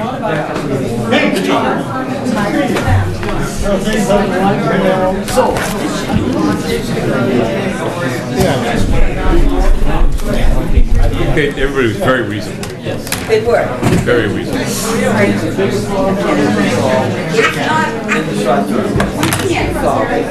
Here, let me try to feet of water in my driveway. Uh-oh. You guys better run. Oh. Dun, dun, dun, dun.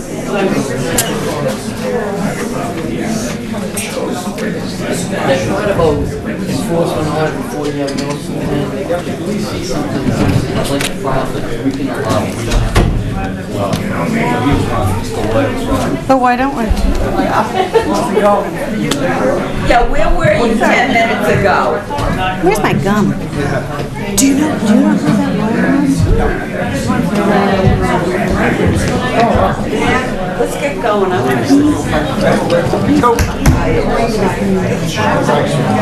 On February 18, 2015, 7:30 at Town Hall, Scituate Conservation Commission will hold a wetlands Excuse me, hearing folks. under Chapter 131, Section 40 of the Massachusetts General Laws and Section 30700, Town of Scituate Code of Bylaws regarding the Town of Scituate DPW restoration and stormwater improvements of existing parking lot and basketball court on Central Ave, Hummerock. Abutters and other interested parties are invited to attend. You're up. Dan Smith, the engineering department. How are you, Dan? The rec department. You're representing the rec? Recreation department, this is their project.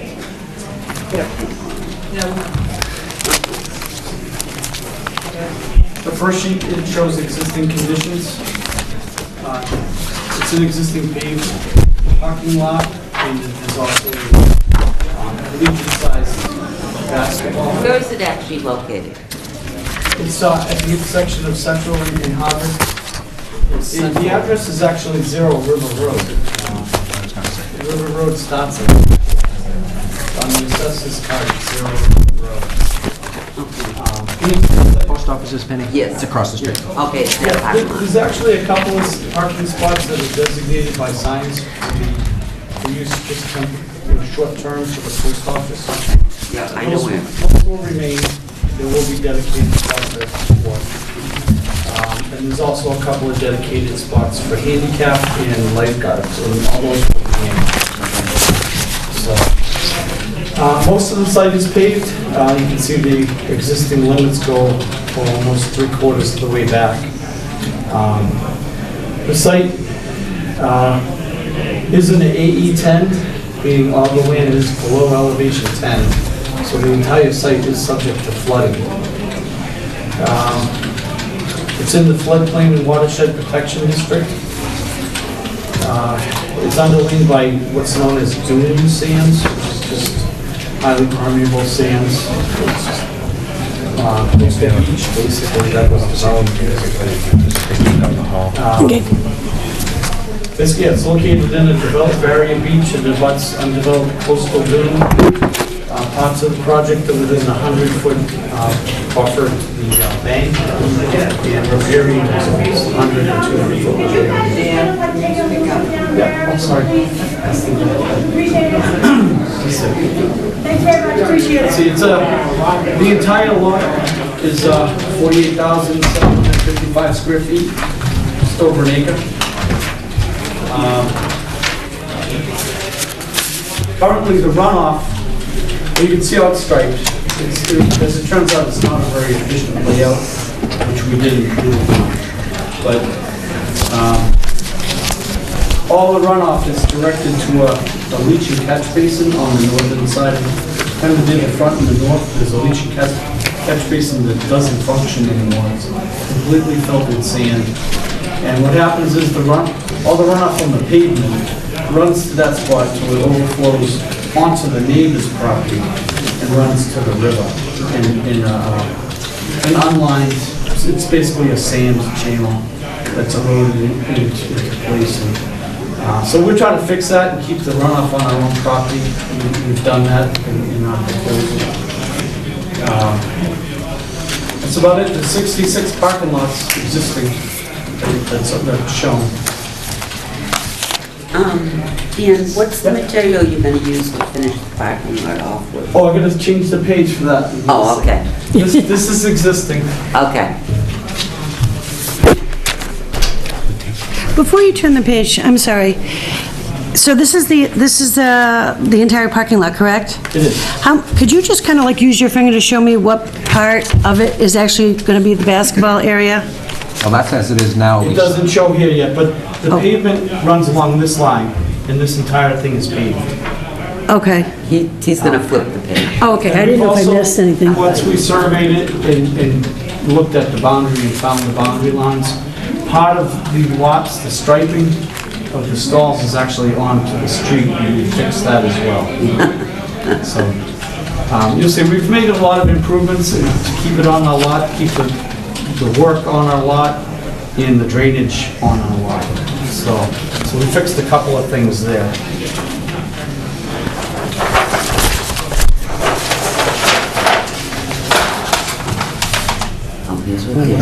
So we tried a couple of different stall layouts for the parking spots and found that laying them out perpendicular instead of on the angles worked out better. We actually, including taking away about 3,500 square feet of pavement, that wedge that's shaded, that was paved, it will be our sedimentation BMP. So with the better layout, we actually turned the court to make it work. We ended up with 72 parking spots. We actually ended up with more parking spots in less area. And what we've done is basically, because the site is so flat, and we wanted to change where the runoff was going, we've made like a washboard type of final top surface. It's going to go up and down, and it will create channels. So all the runoff will be contained in the channels and run to the sedimentation for it. And in order to do that, we have laid it out very flat as we possibly can, and it will still work drainage-wise. The swales are only 0.5%, so it's actually a little bit less, but because of the way we've got the stalls draining into the swales at 2%, the water will still flow along. So it took a couple tries, but we maximized the number of spots. The scope of work on the project is going to entail, first of all, setting up the hay bales and silt fence along the back edge where the water may leave the site.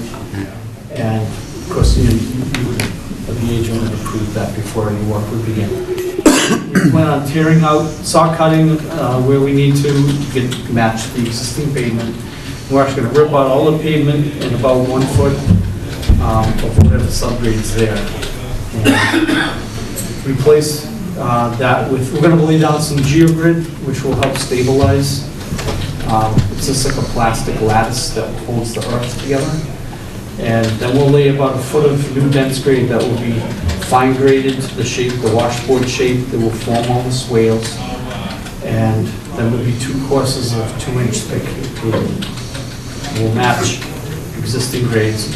And it's kind of hard to see, but the red lines show where the swales and the ridge lines are. But all the water will be directed away from that swale on the neighboring property and end up going into the forebay, where we hope to catch the smaller storms and basically infiltrate everything from smaller storms. Where's the basketball court? It's at the back end. Back up left. Is that gonna have the ripply stuff too? No, the Oh, basketball I court was is... gonna say, that's gonna make it really hard. The basketball court's at minimum for a ball field. Okay. It's 1%. Okay. It is a crown? Is that what you mean when you say that? There's a crown in the middle that will shed to the sides and also down towards the swale in the middle.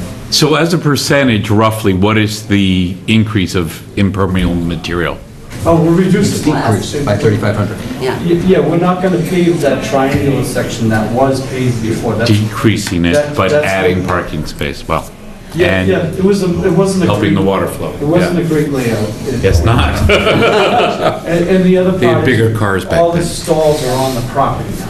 Yep. And we got You got them off the street. We got standard size stalls, we got standard size aisles, and it all works really nice, it just fit in there. And the directional arrows will show you, how people will move through the site. Doing their homework. So, let's see, what else I guess I would propose.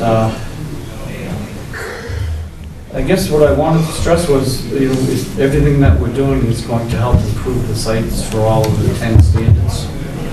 It's a redevelopment, so there's relaxed standards anyhow, so I think we've met the standards and that we've done the best we can to meet each of them. We would have liked to do more with the drainage, but as one of the standards, we requested a waiver because the site actually floods. So in the larger storms, we're not gonna impact, there'll be no impacts from flood waters downstream, it's underwater. So we've asked a waiver for that. We are going to treat the smaller storms. Couldn't do any more because there is a high water table there. And so we kept everything shallow. We're proposing a new discharge on our property. It's going to be a stone line channel down to the bank. And Can you show me where Where is this? Oh, sorry. Sorry. Sorry. the water used to run right down onto this guy's property and out over here to South River. And now it's all going to come down. There's a swale here, here, and here. Okay. And this swale continues on and it enters the forebay here. And once this thing fills, it will overflow here and come down. And there's actually a channel that's going to, there is a channel there now that we scoped out, and it's just going to be added right to it. Like I said, I think we've come up with a more efficient parking stall layout and made it better with less impervious. Looks like a win-win situation to me. Are you gonna put any nice-looking plantings or anything there? I usually like went in order. We started there, and then Bill, and then... Oh, I just figured there was so less people over here, we could reverse it. Sorry. Do you want to talk first? No. I think it's a win-win situation. It looks good. You keep keeping everything on the property that's town property, and they're gonna have a real nice basketball court out there for the kids. I'm happy. Seems like a great improvement overall. Yeah. Wait. One second. Yeah, thanks. You gonna have any nice planting? Oh, no, that's... No, I'll let her ask. I'm good with it. There are a lot of plant trees actually all around is a vegetated buffer. Yes, it is.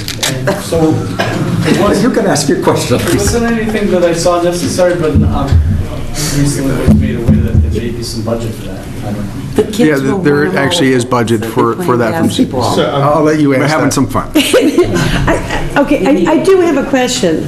Will there be lights? It's not planned right now. No? Okay, because usually with things like that, there's lights, Yeah, so... we've been doing Yeah, lighting courts. we have the plantings. Actually, If we have more in the budget, we could consider lights, but at the moment, our plan is Yeah, not so you might come back later with lights. But there is some budget for landscape material? Yes. Yes. Yeah, that was part of the budget from CPC. Okay. Pat, do you have any? Well, I was just going to say, the size of the project triggered DEP stormwater review, so Dan has submitted that to DEP and to us. And because it's redevelopment, the standards weren't quite as high as Dan mentioned. You don't have to meet all the runoff things. So we should contact DEP to make sure they're okay with it. Well, it looks like a good redevelopment. Less impervious, too, so that helps. Will there be any trash barrels? Because, I've noticed how The town usually. you'll have They do them. have trash barrels, and they do clean them up. Yeah, it's not up to them, it'd be the DPW. Okay. Well, we piles. Yeah. Thank you. They put trash piles at the entrance of the beach. I don't think they put them in the lot. Well, We take care of the lifeguarding and that kind, and we also are in charge of the beach account, which does take care of the trash removal. Yeah. So, I can put a request in, see. Yeah, I would- The barrel, I would think it would call for a barrel with the. You don't have the kids. With the quart, yeah, I agree, with the Yeah. plastic bottles. Yeah. and everything. I'd like to see that. Because at least if there's trash there, For the basketball. people that will throw things in the right place will do it instead of just I'd like to chuck see it it. nice and it would blend into it, not just one of those. Yeah, yeah. If we could, that could be part of our landscaping. That would be. Yeah, that would be nice. We thought about that, Jennifer and I, but, We actually. Like you do the wooden boxes lifted up and there's just the barrels underneath, and then you can lock it, and that way it looks nice and, That's what we were talking about. Yeah. You could put the tin in, but Yep. it'd be nice and, Yep. yeah. We ended up with a 10-foot strip here, just with the way things landed, between the parking and the edge of the court, that could potentially be left for the barrel and maybe some benches for the teams. Yes. Yeah, we also budgeted for benches, small benches, if there's competition, for teams Oh, and that's so forth. great, and yeah. Sit there and Yeah. watch games and so forth yeah. as we're hitting the beach. Do we have a time frame for this? Done by Memorial Day. Really? Wow. We're just gonna shovel some snow. That's impressive. If the snow's gone. No cobble? The project is up to date now, and whatever your conditions are will be Yeah, part of the contract. yeah. But right now, it's ready to be done by Memorial Day. Good. Yes, sir. Anyone else here for this? I'm Stephen Medeiros, 6 Marshfield Ave, Humrock. I'm actually the property that abuts this. I'm not against this happening and stuff. I just literally found out about this week. And I would just like to ask if there's any way I can have another week. I also spoke with Rich Torsney, who also owns the other property next to me. And if we could just have a week to go through this and find out how it's going to affect our properties, our tenants that are there, because there are existing problems that are there now. And, I just don't want to, I don't want to seem like I'm against it. I'm not against it. I think it's a great idea. I just want to see how this is going to impact the property, and this is the time where maybe a little change might happen or something like that for us to do something. So I'm just asking for a week or two. Mr. Torsney, he couldn't be here. He just found out about this today as well and stuff. But this is all along our two properties. And the basketball court, I own all the land from 6 Marshfield Ave all the way into the river. So this is mainly along my whole property. How did this get advertised? Who's the putters? Did you let them? They're not notified. So when do those go out? This went out on February the 6th, but what they did was they mailed it to 6 Marshfield Avenue, which technically doesn't exist. So this floated around, and I just got it last Sure. week. And with the storms and all And that. Monday was the storm, the holiday and the whole bit and stuff like that. I'm not against this and stuff like that. I just really would just like to make sure it doesn't negatively impact my property. Okay. And so if I could even, 2 weeks. Is there a way you could ask those questions tonight? I'm not prepared. I mean, and I don't want to sound like I don't know what I'm talking about, because I don't know what I'm talking about. 'Cause like I said, I just looked at this map, and I'm not an engineer or anything and stuff like that. But if I could just have a week or 2 weeks and stuff like that, and we're not against this. We just want to make sure that it's not going to have a negative impact where it's located on my property and stuff like that. And one of the issues that I do see here that I worry about is where the basketball court is and stuff. Is there going to be a fence or anything put up? No. Okay. At the moment, we're not saying anything about a fence. We have a budget for landscaping, which could include a fence. But see, all right, so when they're playing basketball, the kids are playing basketball, presently right now, excuse me, do you mind? No. It actually runs the other way right now. Exactly, so if the kids are throwing the ball, it goes out to here, which is the town property. The kids are throwing the ball and it goes here, this is my property. I'm already having major problems with my insurance company because of people cutting across my property and stuff like that, and I've been trying to prevent it and stop it the best way I can, because a lot of the kids will come through and cut through to the parking lot and stuff like that. I also have elderly tenants that live upstairs, and there's been a couple of times where kids have given them a hard time, I've been given a hard time with it. So I mean, right off, that's one of my main concerns here and stuff like that. But I'd also just like a week just to look at it, have someone look at it that's knowledgeable. I don't know this looks like a bunch of lines to me and stuff like that. And I'm not against it, I just want to make sure that this isn't going to create more liability for me with my property and stuff like that. And if the ball goes over, I'm going to have kids running into the marsh area that I own and stuff to retrieve their balls. So if they trip and fall there, I'm liable for it. Sure. And then now my insurance company already has a problem with the people cutting through, because of course the day they came down to inspect the property, the kids are going through and walking through and stuff like that. And I've tried to stop it the best I could, but if I could just have a week or two just to look at it, it'd be great. I'm not against it, I just want to see, maybe we can tweak a couple of things here, and Mr. Torsney isn't against it either. We just want to make sure, because another problem we have here is, here's all the trees and stuff like that, and we have a major problem here with kids going back here, urinating and doing many other things and stuff like that. And then also a lot of garbage and stuff like that. And regarding the trash barrels, I call the town every year and beg them to put barrels down there. They don't. I usually go every week with 40-gallon trash bags, and I'm taking bottles and things I won't even mention, diapers and everything that people just toss or leave in the parking lot and stuff like that. And also throw over when they're coming over the bridge, they throw it over to the bridge onto the land. That's my land. And the town took an easement where they put all the rocks, the rocks that are placed there. So the other issue, like what I have with that with the town, when the town did it, is the kids are climbing up the rocks. The rocks aren't solid. The rocks start slipping, the kids start falling and stuff. It's an easement on my property, so I'm thinking this might create another issue. Here's what I think we could do.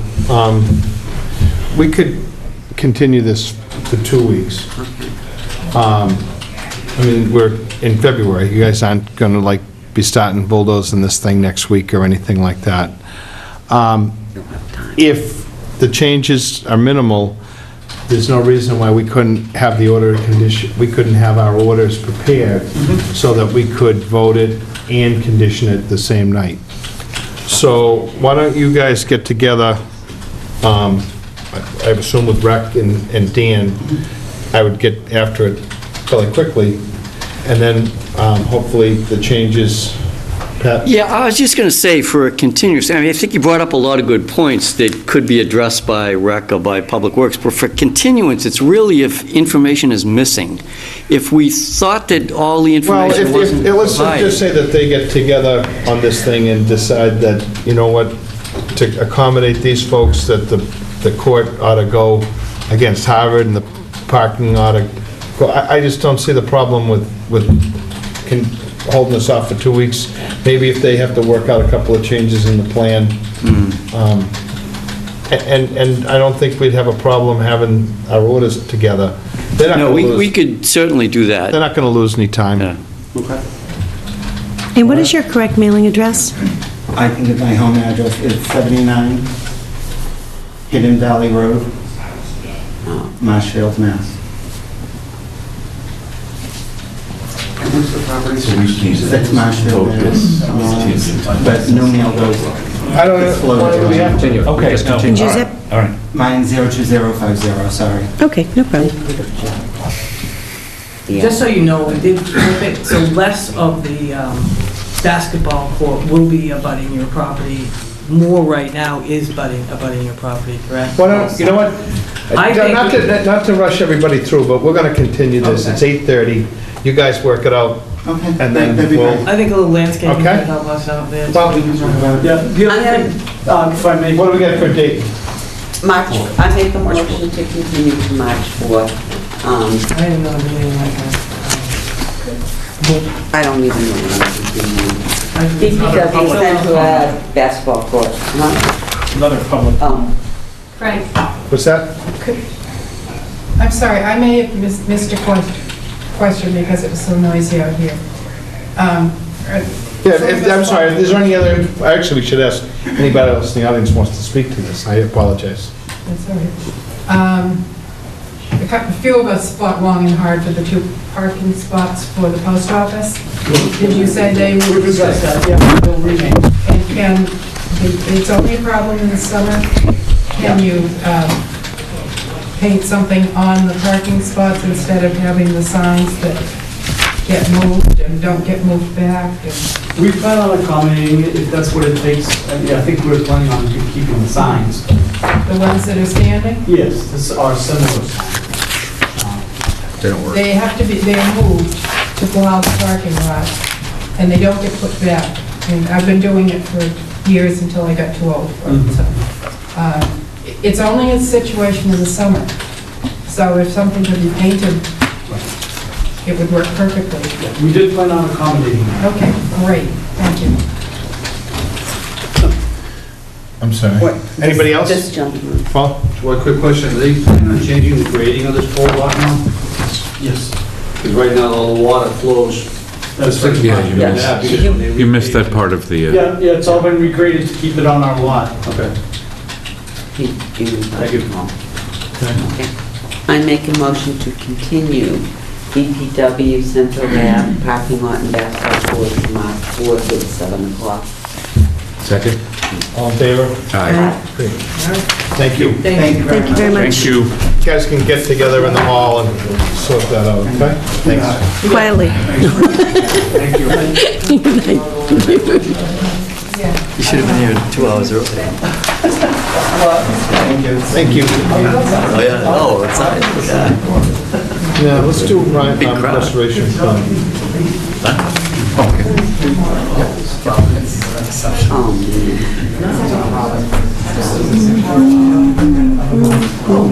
Hi, Pat, how are you? How was the traffic? Oh, no, you don't. John? From New York? Oh, it was fine. It was fine, yeah, and I forgot that the roads are kind of dicey here because we missed the last storm, but yeah. No, it was good. That's good. Smooth sailing, thank you. needs easy drawing. Never mind. Good evening. He's sleeping. Hi, I'm Martha Reinhardt, and I recently, this morning, submitted a addendum and restoration plan for the Glades Wetland Assessment Report that was filed earlier. And just to bring you up to date, we did have a site visit in January, which a few of you were there. There were also, and Pat was there as well, and there were a couple people from the Plymouth County Mosquito Control Program, as well as the Corps of Engineers, and several people from the Glades property themselves. And we went, it was cold and windy, but we went out and looked at the site after hearing a bit of background on the site from Charlie Ames. And we observed the site and saw that much of the sand that had been moved around previously had pretty much dispersed, so that it was flush now with the beach, and is really not much of an issue, and that there's only one smaller remaining issue, which is the far side of the channel on the marsh side, where there's still some remaining piles of organic matter combined with silt.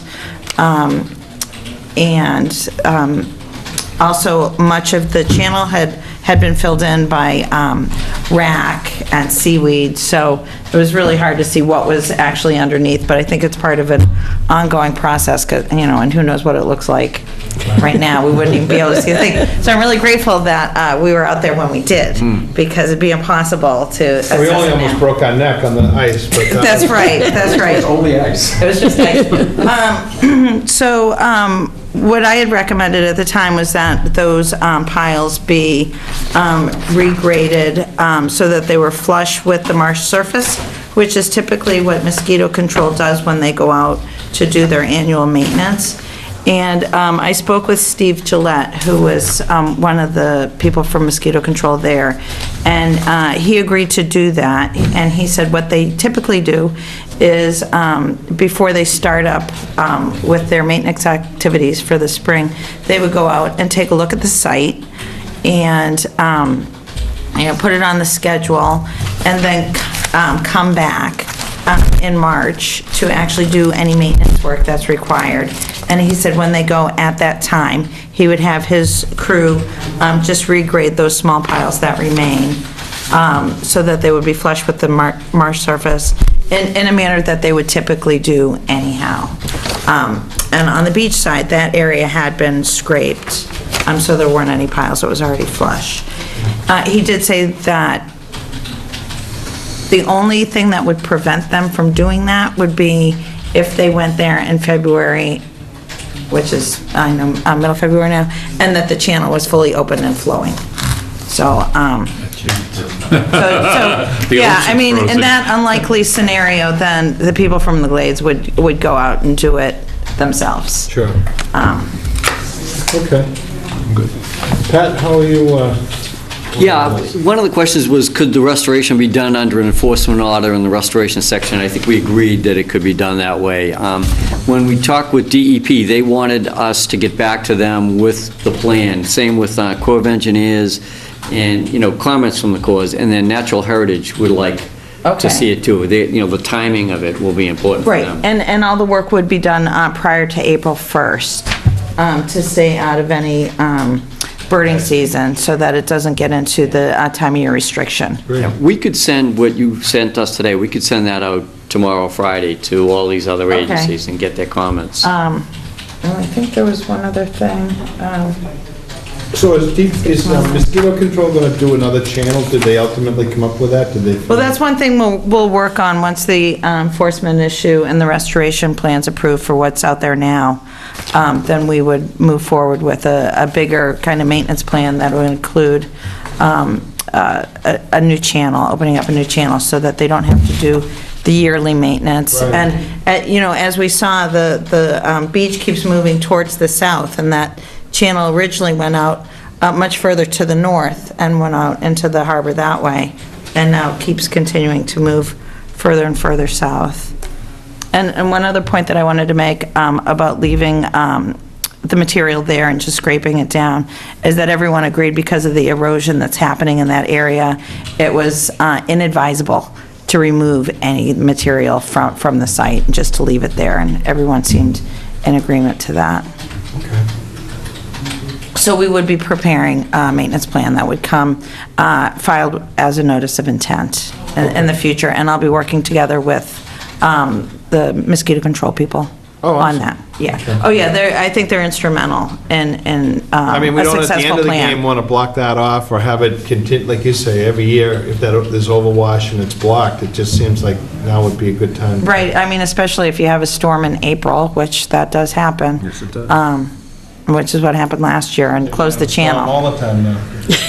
And one of the things that we would include in the plan, and hopefully this won't come up, hopefully mosquito control will be able to do the work by April 1st, but then we would, put in something that if work did need to be conducted during the time of year restriction for the nesting birds, that there would be, observers, and the site would be looked at for bird nest in conjunction with Natural Heritage, just to make sure there were no nesting birds there, or nests, or fledglings, or anything like that. But that would be included in a future plan. Super. What would be the timing of the NOI from you guys? Well, we would start working on it, I would say maybe a month. Okay. Month and a half. Right, and that would give you It time. goes by so quickly. Yeah, then April's here, so. Yeah. Okay. Yeah, I don't see them going and building the channel in March. I don't think that would be feasible. They'd have to do it maybe in the fall.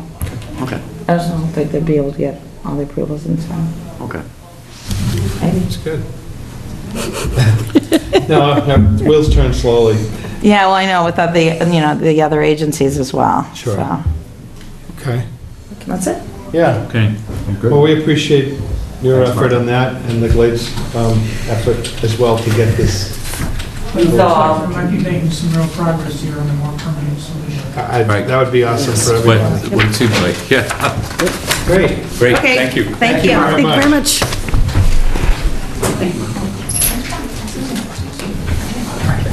Okay. She's a nice lady. You know, it's helpful when you have folks that say, okay, we gotta solve this. How do you guys want to work with it? And come up with something that's amicable. It's so much easier than battle.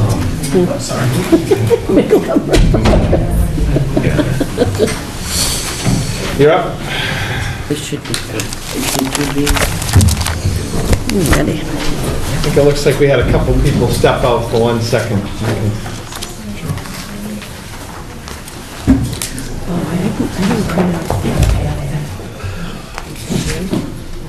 What? No. Rich will be back in 1 second. Sure, thank you. What else are we gonna have, Pat, after, You wanted to talk about the Crosby deed? just real quick, update on that. Rich isn't here, but, we got everything back from the attorney, Kathleen O'Donnell, that everything's been recorded, and, what we really need is, actually, Mr. Morse gave us a proposal to do the plans and all that sort of stuff, and I know that there's a million things going on at Town Hall right now with priorities that don't include that, but we only have now probably 4.5, 5 months to get that new access in. So if there's any way that we could push that piece up the ladder to get that approved so Greg could get started with the design. Who has to approve it? Yeah. Town Is that- administrator. Oh, And I know between the storm issues, I it's understand. gotta be like low on the totem pole. Is it just one particular one that has to I be? think there were a couple of proposals for those areas, but the one that's most pressing is the Crosby piece so that we can get going with that road. But they're all similar. There's a couple of proposals to do the trail parking and access on various pieces that the town's acquired. And what we were hoping to do is to bunch all those together so we could put it out to bid and get one contractor for, hopefully in economy of scale, would get some better pricing. So the first thing that has to be done is the engineering, and that's the piece that we need. Is the timing to do with the weather, or is it a legal? No, it's when we passed on the Crosby piece, they gave us 6 months to get that access in, and it's been going back and forth and back and forth. But that was just at Christmas time, so now we're already into the middle of February, so literally we're down to 4.5 months to get this done. As much as I want it, I don't want you to go and tell me to survey it next week. You've already got this. Waste tight, no. You can use a long pole. Yeah. You don't want to walk up there? What's wrong with you? We'll get it done if it comes through. Just sign that paper so I can start to push. So anyway, that, I know, I know that there's just so much going on in town, that's gotta be like way at the bottom. Penny's open space, we can get on it this week. Well, it's getting it to Tricia to get her to initial, She's got to just sign off on it and move forward. and I keep pestering Carol, so. Thank you, Bethel and Sheila. Yes, but Maybe somebody else could just put a good word in. Okay. Yeah, we do have, we are on time. All right, let's get Mr. Drinkwater going, so he doesn't have to be here. I heard all about Hummerock that he wants to know tonight. Go ahead. Okay. Good evening, Greg Morse, Morse Engineering. I was before you on behalf of the Drinkwaters for Seven Barry's Landing. Originally back in May, I believe, we were issued the order of conditions for the project to construct a single-car garage, a detached garage. We came back before you seeking to amend the order of conditions, specifically conditions number 34 and 35. We had a series of hearings. I was before you in June, I think August, November, and January, discussing those two conditions. I asked Pat if he would share a copy of the draft conditions. You closed the project in January. We're expecting you to issue an amended order this evening. He did share with me a draft, and we have a couple of concerns on the draft. I voiced those concerns in an email to Pat.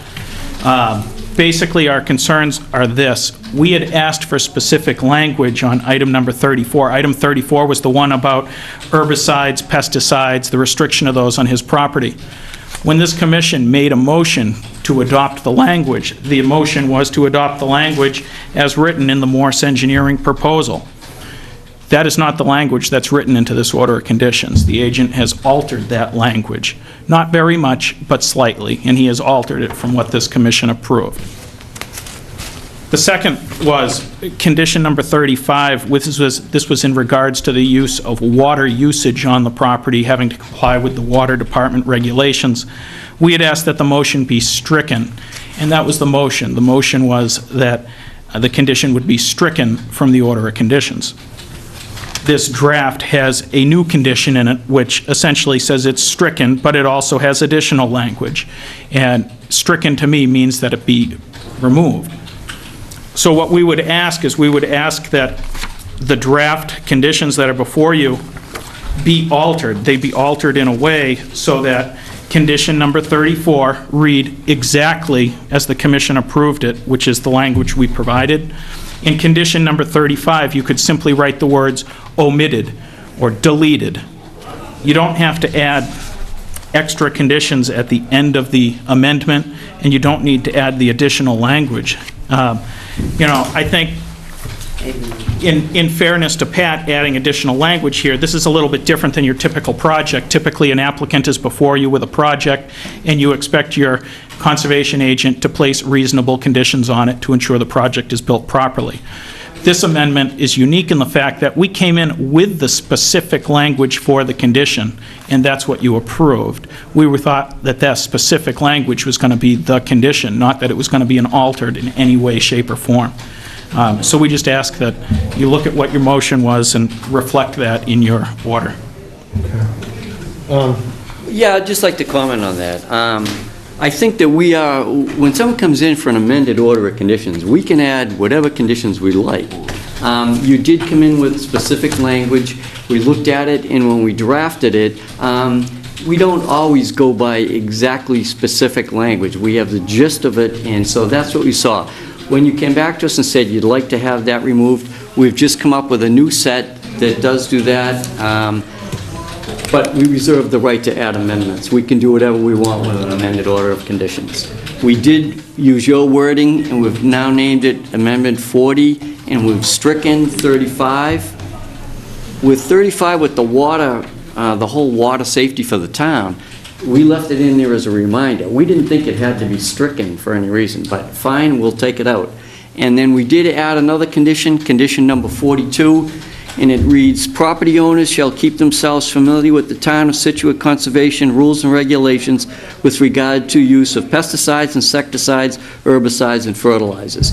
And we did throw insecticides back into the condition, even though it didn't appear in your wording, because it was omitted inadvertently and it belongs in there. So that's where we are. Here's a copy of that.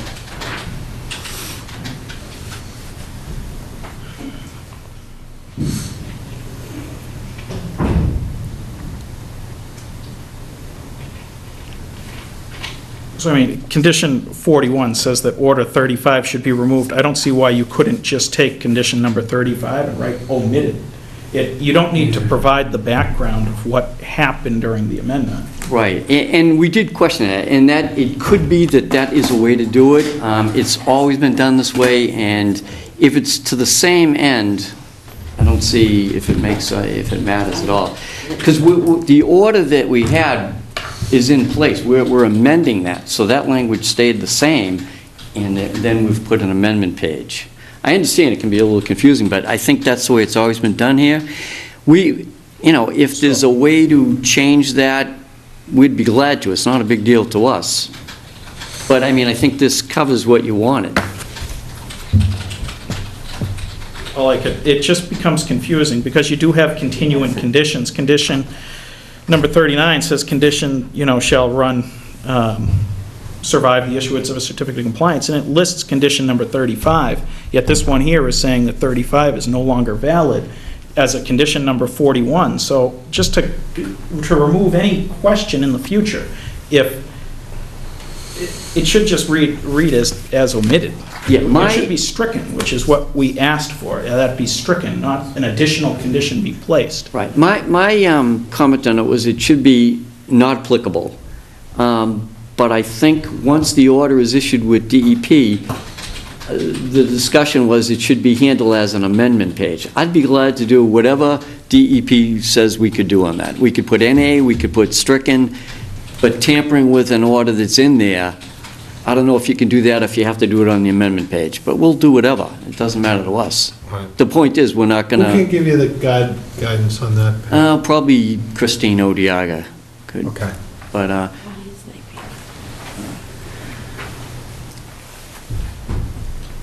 And then you mentioned that there was one order that you had given us the verbiage and Pat's added a piece. 42. no, we get it back to what they were. We added one word. You just added insecticide, and then you added additional, this condition shall survive the issuance of a certificate of compliance, which is really a moot point, because you already spelled that out in condition number 39, that condition 34 runs with it anyways. So it just seems to be redundant and not necessary.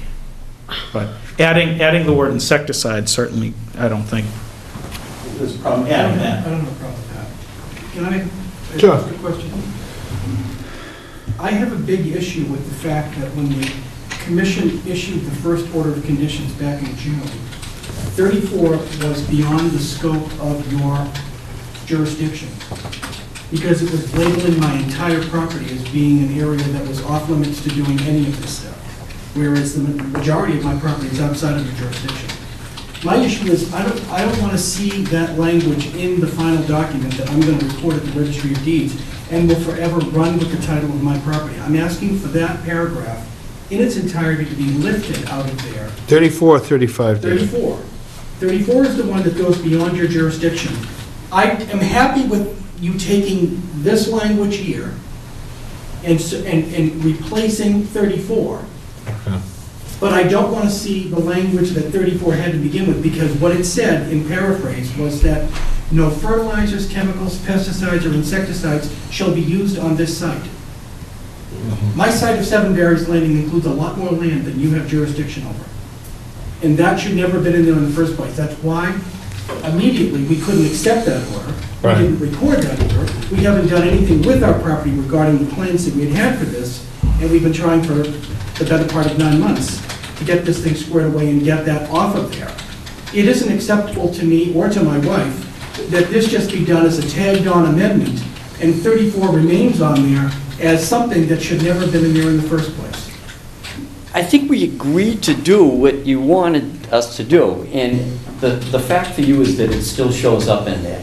If there's a way we can take it out, we will. If DEP says you really need to leave the original language and change it by an amendment, because you requested an amendment, you didn't file a new project. Yeah, you didn't file an NOI. We will get rid of it whatever way DEP says we're allowed to. I'm confused, Pat, on what we didn't do right. We did everything right when we filed this application. The mistake was on your part and the commission's part to issue an order that had an erroneous, overreaching, non-jurisdictional statement that basically has held us up for 8 or 9 months. That we have dropped, we have taken that out. No, but to drop it would be to remove it, and that's what I understood the last vote to do here, was to strike What that I'm telling you language is, if we're allowed to take it out of there, we will. If not, it has to appear as an amendment being overridden. That's all we're saying. We will do what DEP says we can do. I understand your deed issue. We will make the call and we will find out. If they say strike it or put NA, we'll do that. But this says, and on number 41, it says order 35. He's saying 34. Have we got the right number? No, Frank, 34 had to do with pesticides, herbicides, insecticides, and fertilizers. 35 had to do with water. So it's 34 is the one I want the language left. Right. 34 originally looked like it applied But in to this the whole amendment, parcel. in this amendment, I'm not seeing anything for 34. Well, because Because it's it's 40 staying in, here. because 40 is, So 40 replaces 30. 40 is intended to replace the Right. language in 34. Right. But 34 Right. remains. So that seems odd. It's very odd. Well, Well, you know just, what? you know, You had a good point about our jurisdiction didn't spread to you. And when you told us that, we said, you're right. I spoke to Greg, he said, you're right. How do we change this? So we've changed it. And if it's gonna mess up your deed, we'll change it again. But we have to find out the right way to do that. You're getting what you want, we're gonna do it. That's all I can say. So if the DEP says that 34 language has to stay in there as a trail, you're going to find some other way to help us get a new order of conditions issued that will have 34 off of there and this put in its place. That might be one of the options they say. Whatever, I understand what you're saying, we're gonna try to work it out. We got the language right, you got the conditions you want, now we just have to straighten out the old order. And we'll do whatever we can. We'll make the call tomorrow.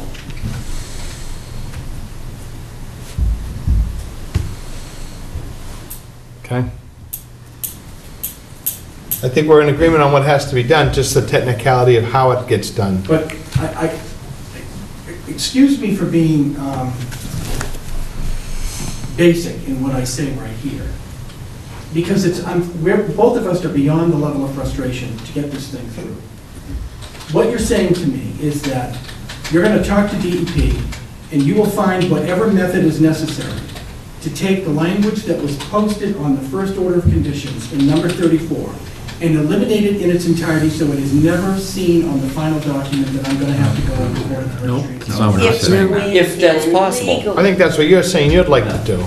That's what we'd like to do, is not Right. see those two conditions. And if that can be done, that would be great. What Pat's saying is if they're saying you can't strike that from it, which doesn't seem like we couldn't, but if they say, But how can it be an amendment if you don't have the original order? Yeah.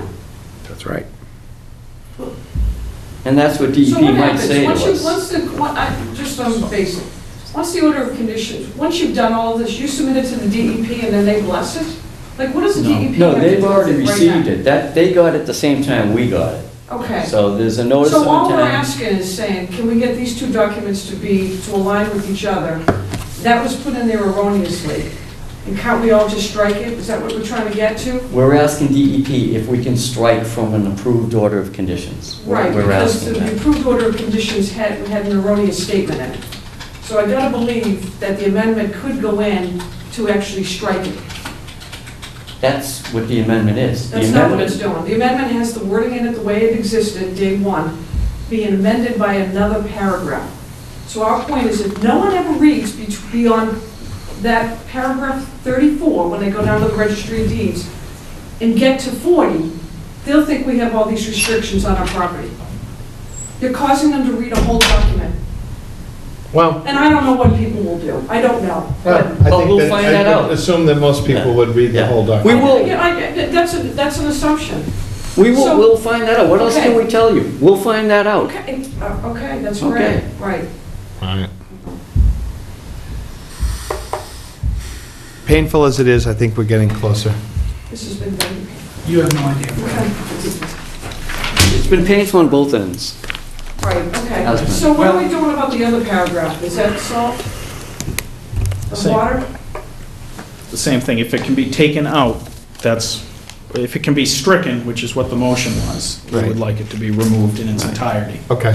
I mean, understand our frustration. We thought when we left here, the wording was gonna get changed and the other one was stricken, and we come back and it's still in there, it's revised, and the other one isn't stricken. So that's why we're frustrated. It was And a new condition has been added. It was a request for an amendment. We did an amendment page. We've given the amendment. You're asking for something different now. This is go back and strike the original So order. I guess we should have asked. We came in here under the assumption that amendment would change the language and Right. remove it and do this. I mean, So that's our what we've been talking Well, about no, since the beginning.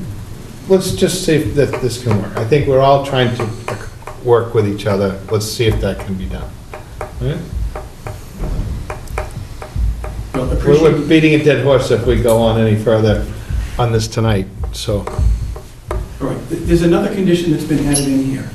And it's in concept, I don't have an issue with that, but is this going to be an ongoing moving target where there's going to be other things presented to us to have to consider as we move along here to try to finalize what we're doing?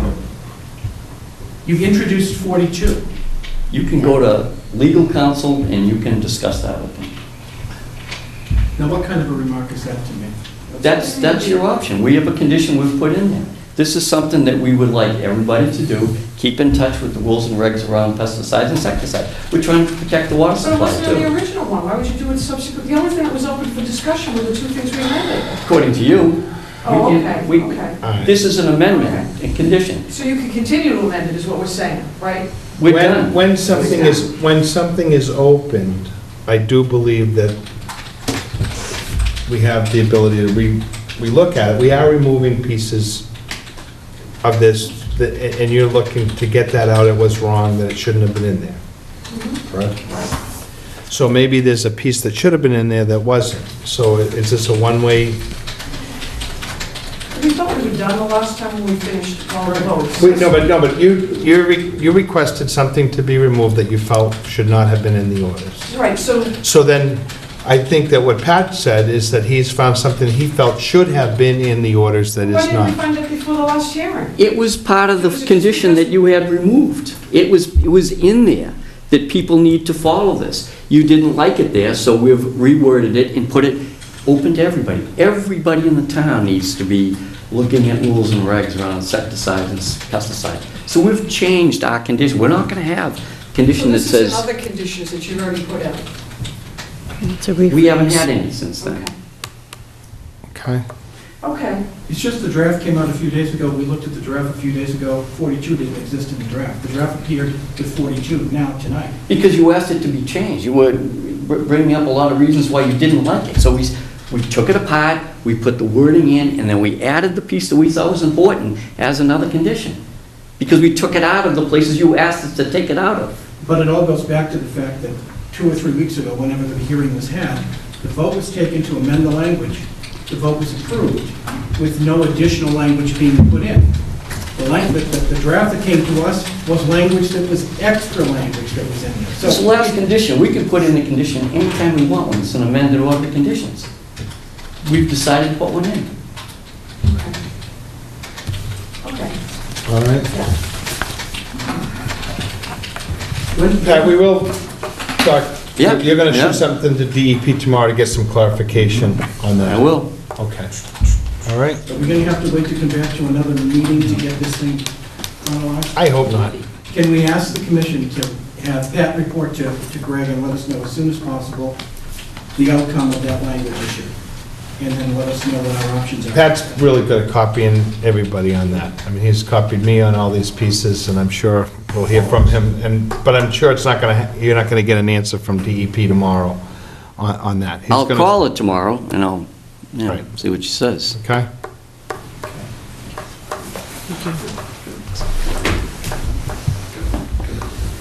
Thank you. What other We pieces got do we? Adams, 147, 149 Jericho Road. Adams was, they're buried in snow. He has to do some removal of gravel along the edge of the marsh, but can't do it this week. Okay. What about Moskowitz with Stoke? That's continued into hopefully March 4th. Okay. I think that's it. Ackerbloom sent the tape. Oh, We looked at the tape, Yeah, we saw that. and Duffy is Duffy. We're, Oh, what about Deer Common Extension? oh, Carol, you have that, that's for a vote? Oh, yeah. They want an extension? Yeah, they got their permit a while ago, It was a subdivision. and they're still building it. Exactly. Oh, that's the one we It's went to. probably an Yes. We automatic. met with that guy? It's on the You and hill. I did? Yeah, right up the hill? Yep, Yes, right. yes. Yeah, it looks a little different now. It was about 100 degrees. Yeah, right. Yeah, right. You know, I walked that site right after I had my knee replaced with Mark Stewart. That's how long ago I know, yeah. Oh, that's right, yeah. Blow that out. It's been a long time, well, All right, because so Stephen had it we're first. gonna give them the extension? Yeah. Yeah. Yeah, I think it's, Yeah, okay. most of them are automatic. This one might have fallen into that window where Okay, so they do we have to need... vote on it? So, an emotion, I make a motion Up to 3 years. to extend the Did they give us orders on the Deer time what they Pond wanted? for 3 years. I don't know, I didn't talk to them. Kel, did they ask for a particular amount of time or no? What do you want to see? Yeah, I mean, they'll be finished, in a year or two, but I'd give them the 3 so if they have anything to clean up. So we have a motion, Yeah. a second.